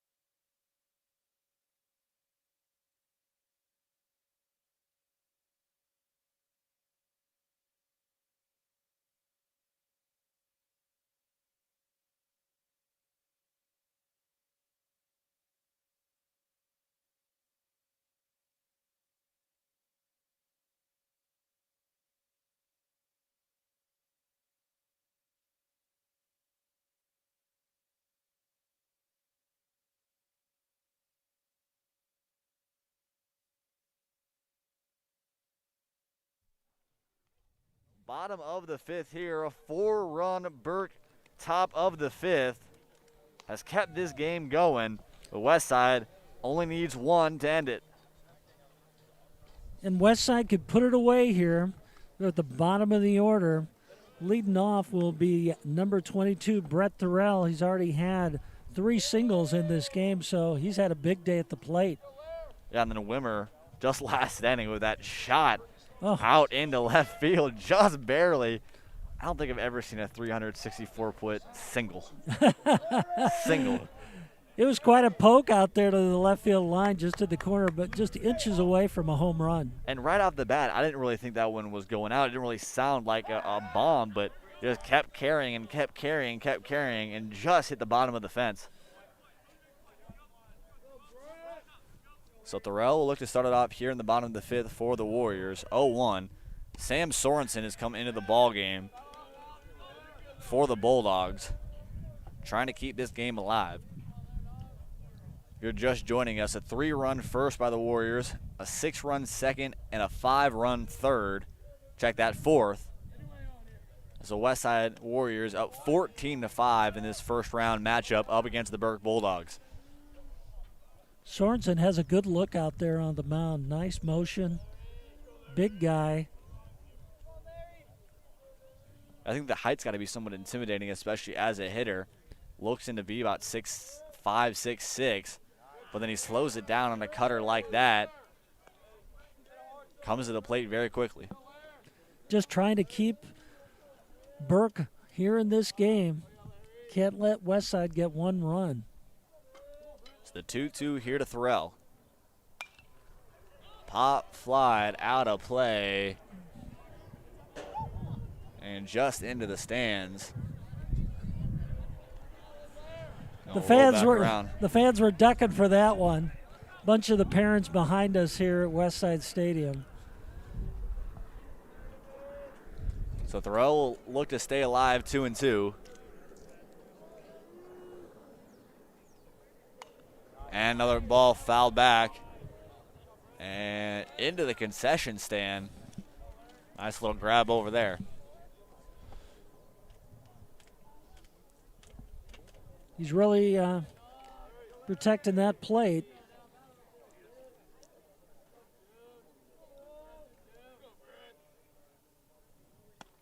Huge swing from Brett Thorell and a miss. Will be the first out of the inning. And Sam Sorensen comes out of the pen, gets an early K. Jack Wimmer comes up to the plate, hoping to maybe get one back over the fence this time. Last one, almost a home run. And Wimmer, of course, has been mainly a guy that goes gap to gap, but he's really played all sides of the field. Especially last year, was a guy known really for putting it into the right field gap, able to find it the other way. But when he's able to find it on his pull side is really where he finds his power.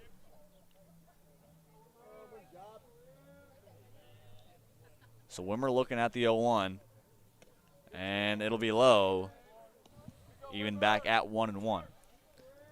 Burke trying to stay alive here in the bottom of the 5th inning, down 14-5. Of course, this is the first game of 3 we'll see here today on Warrior Television. That first pitch is low, 2-1.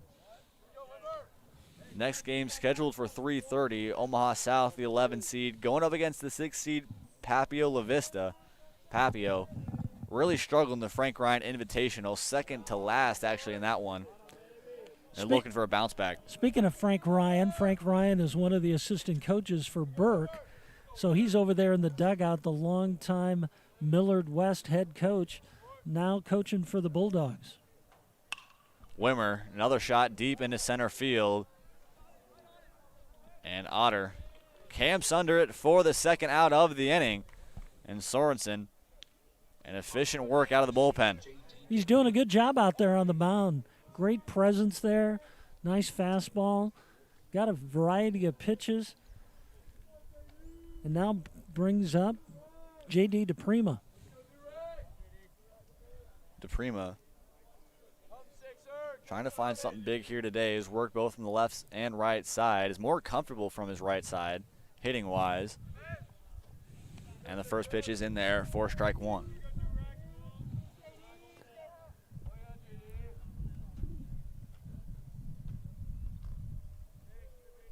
DePrima.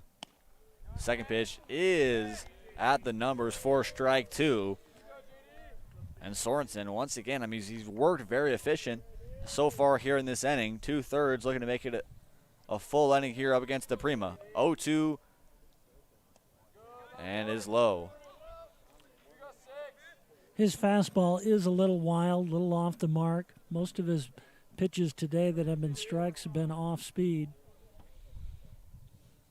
Been somewhat slower of a guy of this size, but DePrima fouls it back once again. Haven't seen a lot of off speed. Saw a little bit of a curveball, a little bit of a cutter, but haven't seen a lot of movement from it. He's been really relying a lot on his fastball, and it's got a lot of the two Warriors he's faced with weak contact. DePrima once again looking at the 0-2. Little blooper, going to go into right field. That one's going to drop. DePrima headed to first, and we'll get there with a 2-out single. DePrima barely even swung at that one. I think he was just looking to foul that one off, and somehow just bloops over the second baseman, Ramon King, into right field. And Cole Payton comes up to the plate. Earlier today, he had a big triple in the second inning. I think even in that triple, you had both the center and right fielders kind of coming onto that ball. Might not even think that it might be a close play at second, but a little bit of a bobble. And Payton takes advantage of it, makes an easy stand-up triple. So Payton looking to end this one here. You can easily see a ball in the gap double. Jaden DePrima does have the speed to make it around. Sorensen, after 2 straight outs on weak contact, gives up the blooper to DePrima, and the dangerous Cole Payton looking to do something here on the 1-0. And ball is up and outside, makes it 2-0. And now the spot you want to be in up against Cole Payton. Yeah, Sorensen, I know he's probably well known about what Cole Payton can do at the plate, being very careful. And ball 3. Be very, especially when only 1 run really matters in this situation here. Be very surprised if you give him anything here. Cole Payton, 3-0 from Sorensen. Ball is inside, but it'll be called for strike one, back to a 3-1 count. This ball game has been all Warriors, 16 hits, 2 errors for the team as well, which has been somewhat uncharacteristic, especially for the last 2 weeks. But Payton, Sorensen with a 3-1 is low for ball 4, and R.J. Gunderson been very hot this season, looking to continue his ways after 2 singles here in this one. Not only been hot at the plate this season, but he's also been hot today. A couple big singles there, grounded out to first base. I believe also had a sac fly over to right in that first inning as well. And 2 runners on the base paths with 2 outs. And Gunderson fouls it back. You know, Burke struggled early in the inning, in this game with just errors, some bad throwing, missed some grounders, but they've settled down here. But the Warriors with a chance to put it away right now. R.J. Gunderson, Sorensen coming with the 0-1. And ball inside and high, and evens it up back at 1. 14-5 here in the bottom of the 5th inning. Warriors with 2 runners on base, trying to put this game away right here. Gunderson looks at the 1-1, low and out. And a ball in the zone for Gunderson, especially with left field somewhat playing straight up, center a little bit more shallow, and playing more pull. A ball in the right field gap would, no matter what, get DePrima in. Gunderson, fly ball into center field. Otter camped under it and will get the third out of the inning. And Burke stays alive, and we'll head to the top of the sixth. Warriors looking to shut it down once again. Jackson Gutta back on the mound. Warriors up by 9.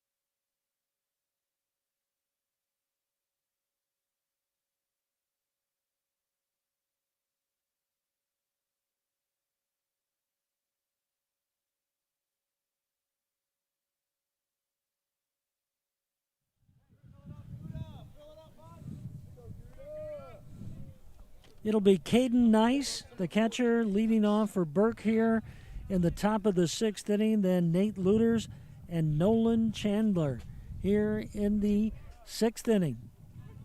First pitch in there for a strike. Jackson Gutta had a really strong first 4 innings, but the Bulldogs somewhat lit him up there in that fifth. Well, this is the bottom of the order. Probably a better situation to face than in the last inning. He faced the top of the order, and Burke really came through. We'll see what the Bulldogs do here in the sixth inning. One guy up in the bullpen for the Warriors, Grant Guyette out there, as Gutta finds a second strike, makes it 1-2 on Caden Nice. And Burke going to that theory of stepping out of the batter's box worked for them earlier in the game. Ground ball up the middle. J.D. DePrima dives for it. R.J. Gunderson unable to make the throw. And a runner will get on Caden Nice with a good infield single. Yeah, that was a tough ball to handle. You can't blame the second baseman or the shortstop for that play, but just a nice hit up the middle to give Burke a leadoff hit. So Drew Ferguson, after coming out of the game from second base, will come back in as the DH. It looks like Luters out in the bullpen right now, might come in for the pitcher. And first pitch is in there for a strike. Makes it 0-1.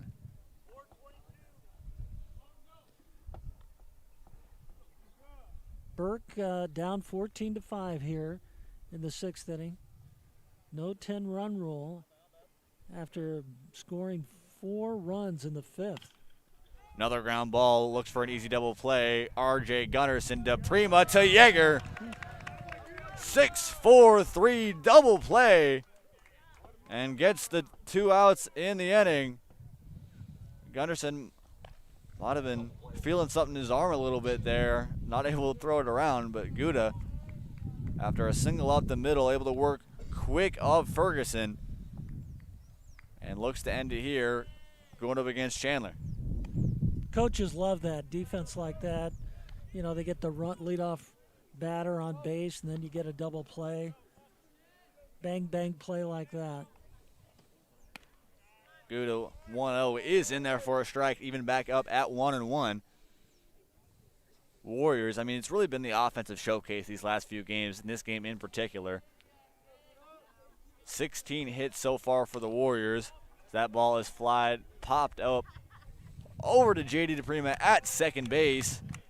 And Gutta, after an infield single, 1, 2, 3, go the Bulldogs. And we'll head to the bottom of the sixth, where Westside looks to end it once again. One run would do it when we come back here on Warrior Television.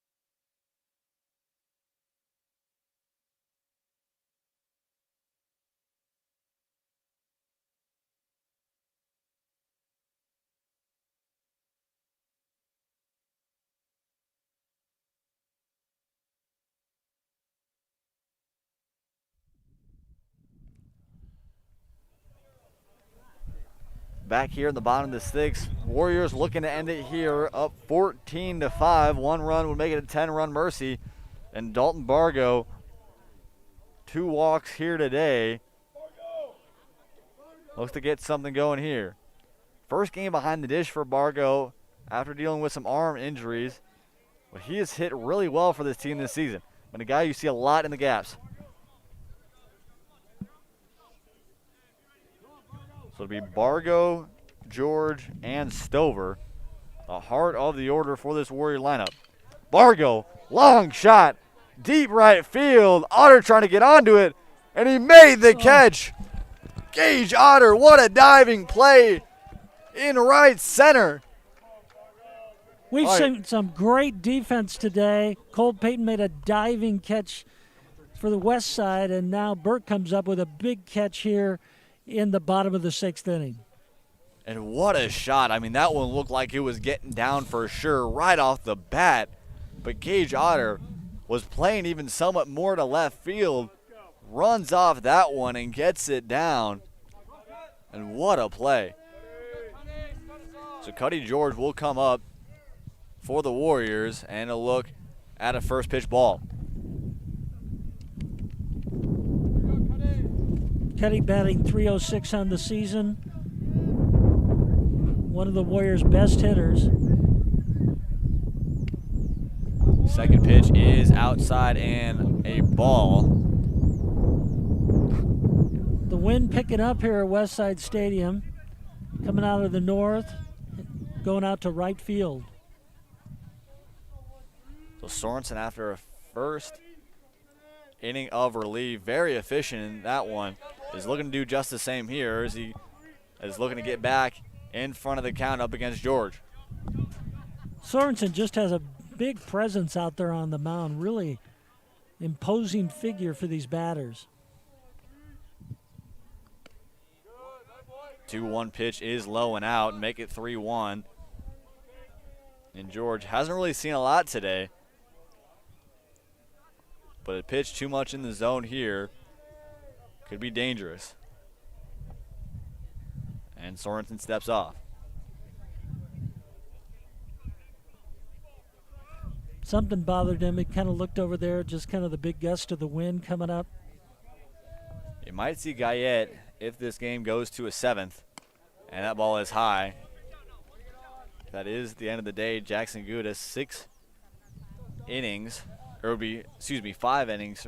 Oh, no, I'm wrong again. Jackson Gutta would have 6 innings, 4 hits, 2 errors on the back side of him, and 3 earned runs.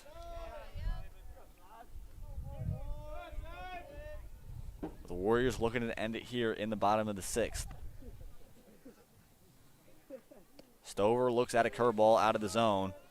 And great play, great block behind the plate from Caden Nice.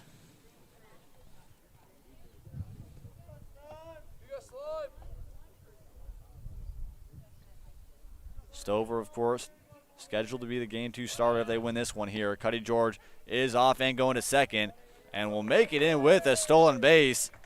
And with 1 out, Westside's got the game-winning run, I guess game-stealing run, out at second base. So they'll intentionally walk Stover and bring up Jackson Yeager. And it's really a tale of two evils. Stover and Yeager, both power guys for this team.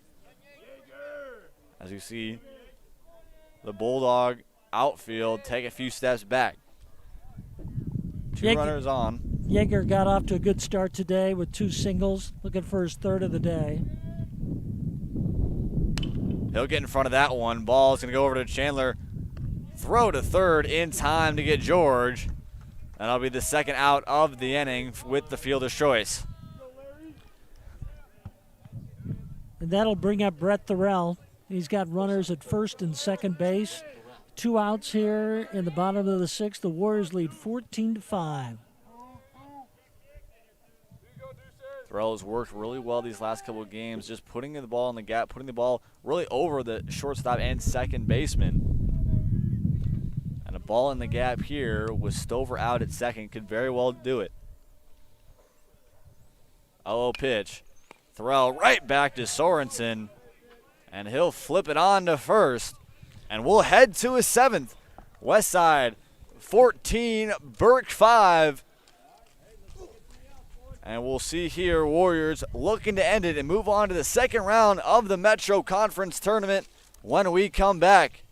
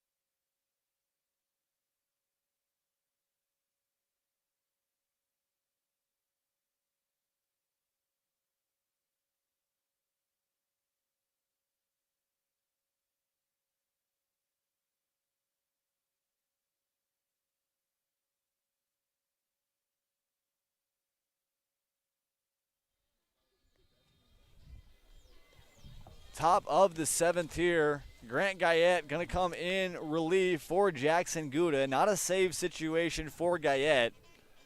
Last opportunity was up against Millard South in the championship game of the Frank Ryan Invitational. Had 1 earned run, 2 runs total. And we've had a great broadcast today. A lot of students here for Warrior TV. Of course, Jaden Taylor behind the microphone doing the play-by-play today. Let's run down the list of people that are here. We got Grace Vanderkoy over there at third base running camera. Sydney Rolace behind home plate running the camera. Kade Martin helping us out with the home plate camera. Maddie Schlegel, the director today. And then Tally Pease, the technical director, helping us out. So Westside will look to end it here. Grant Guyette Warriors up 14-5. After a really big first 4 innings. 3 runs in the first, 6 runs in the 2nd, and another 5 in the 4th. Bulldogs answered back with another 4 in the 5th to keep this game going, and Westside hasn't been able to find a run in the last 2 innings to end it. So Grant Guyette will come on here in the 7th. to lock this one down. I also want to mention Michael Zimmerman helping us out with the camera today. He knows a little bit about this sport.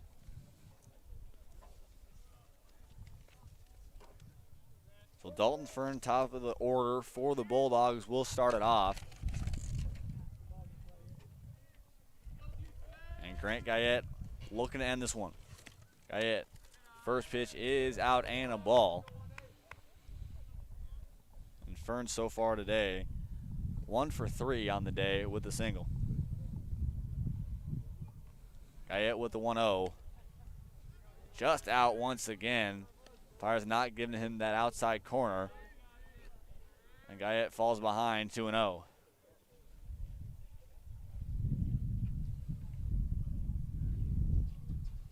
The 2-0 pitch is high and in. And Guyette falls behind 3-0.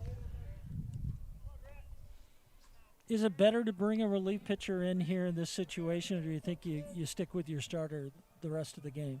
Well, looking at the end there, I mean, Gutta was not exactly happy with even a one hit 6th inning. Came off somewhat sluggishly, and when you're up by 9 at this point, I think bringing in the guy that you haven't seen a lot this season in Grant Guyette, who has a lot of speed, throws high 70s, low 80s, is good to get guys reps, especially going in later in the season, to where you might need a guy like this going into the state tournament. Getting a little encouragement from his teammates. The shortstop came over. Just get it over the plate. Want to finish this game. So Archer will come up with a runner at first. Kade George playing in the bunt defense. And first pitch is a strike. Of course, Westside 16 hits in this ball game. Out hit so far the Bulldogs 16-4. And going up against a team like Papillion or Omaha South, they can finish this one out, which the way they are right now hopefully will.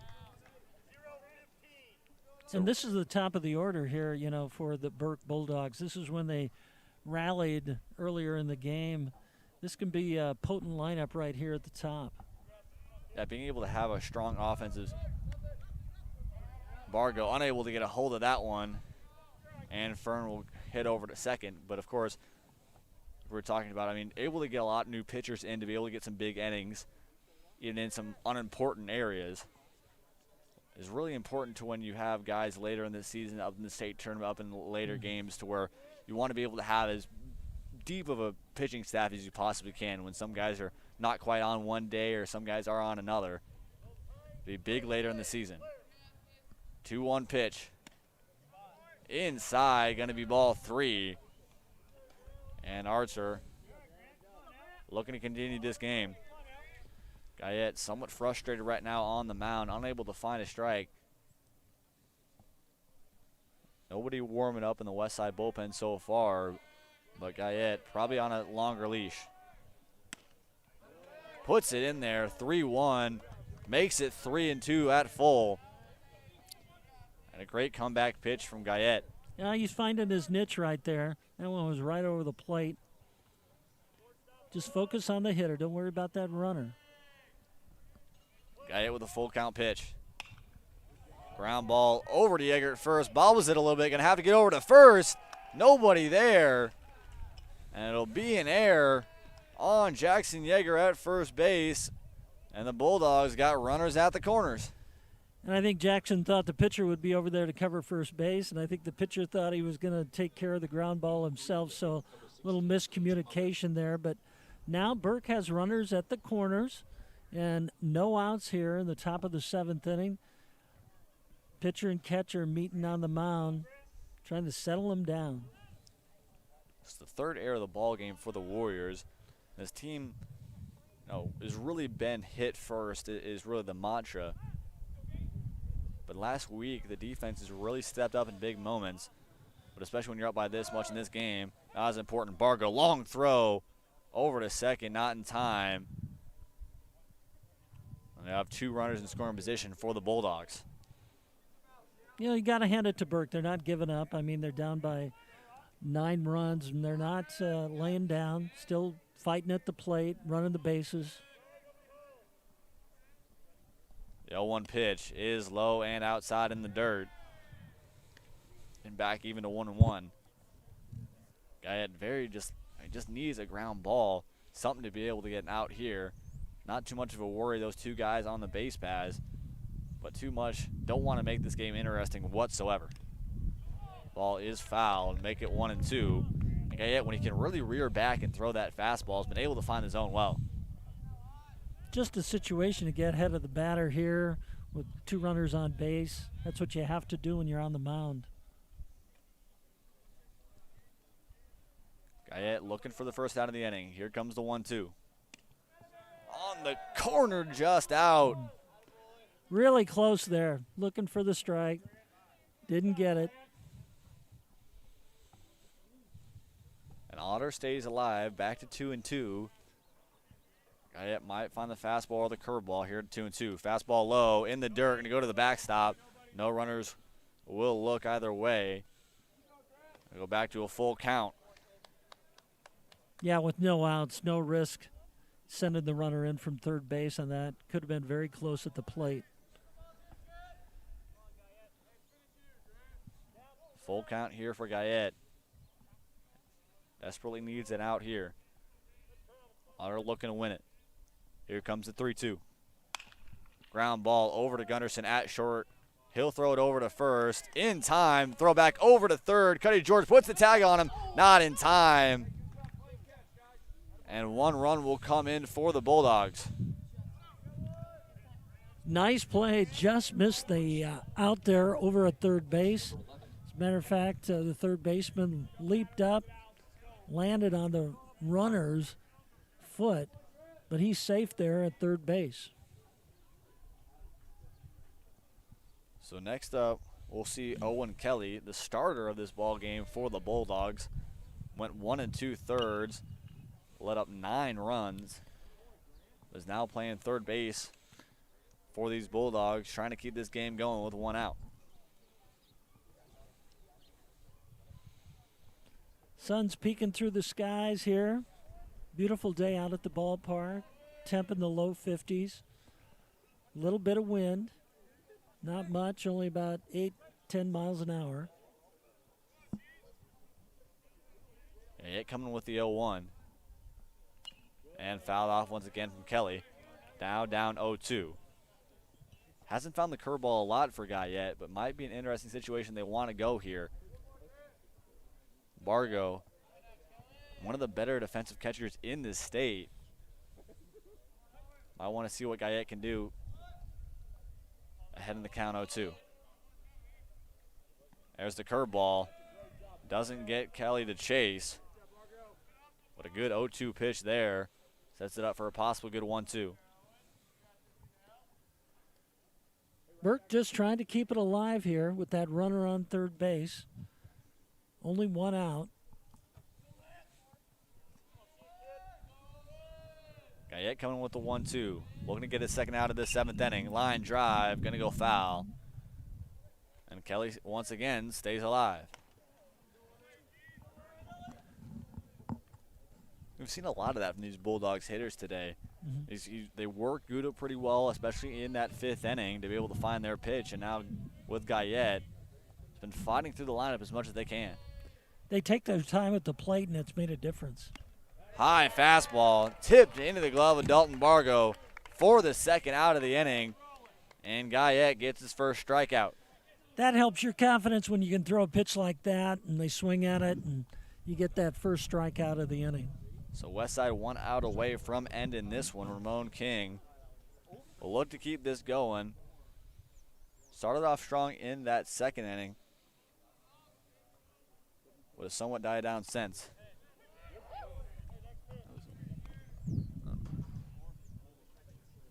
First pitch in there for a strike.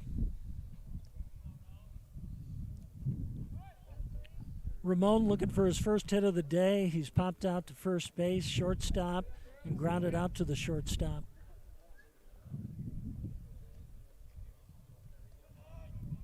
Guyette coming with the 0-1. And up and a ball, even out at 1-1. Looking forward to the next 2 games of the day. Westside with a win here will move on to play Omaha South or Papio. Papio, a team with a lot of speed this season. who have really struggled up against some top teams. They've done well up against a team they should beat, but haven't really been able to find a lot of upsets up against some of their other teams. Number 10 team in the state at 10-7. But Omaha South, the team that is really interesting coming into this one, might be able to find an upset. The 11 seed, 11-8 this season, but have played a lot of Class B teams. Yeah, I'm looking forward to that, watching that game later this afternoon. Papillion has a strong tradition on the diamond. We'll see what they can do this afternoon against the Packers. So very likely a 30 to 45-minute wait time in between those games. So very likely we'll start at least 10 minutes late. But a 3-1 coming here from Guyette is up and high. And now runners on the corners with 2 out. Burke keeping alive here, trying to get some more runs on the board. Still trail 14-6 here in the top of the 7th inning. They've already scored 1 run here, trying to keep it alive. Jason Irwin will come to the plate. He's 1 for 3 on the day with 2 pop outs, 2 center and right, and a single in the first. Guyette still unable to find the zone consistently, and will get behind in the count 1-0.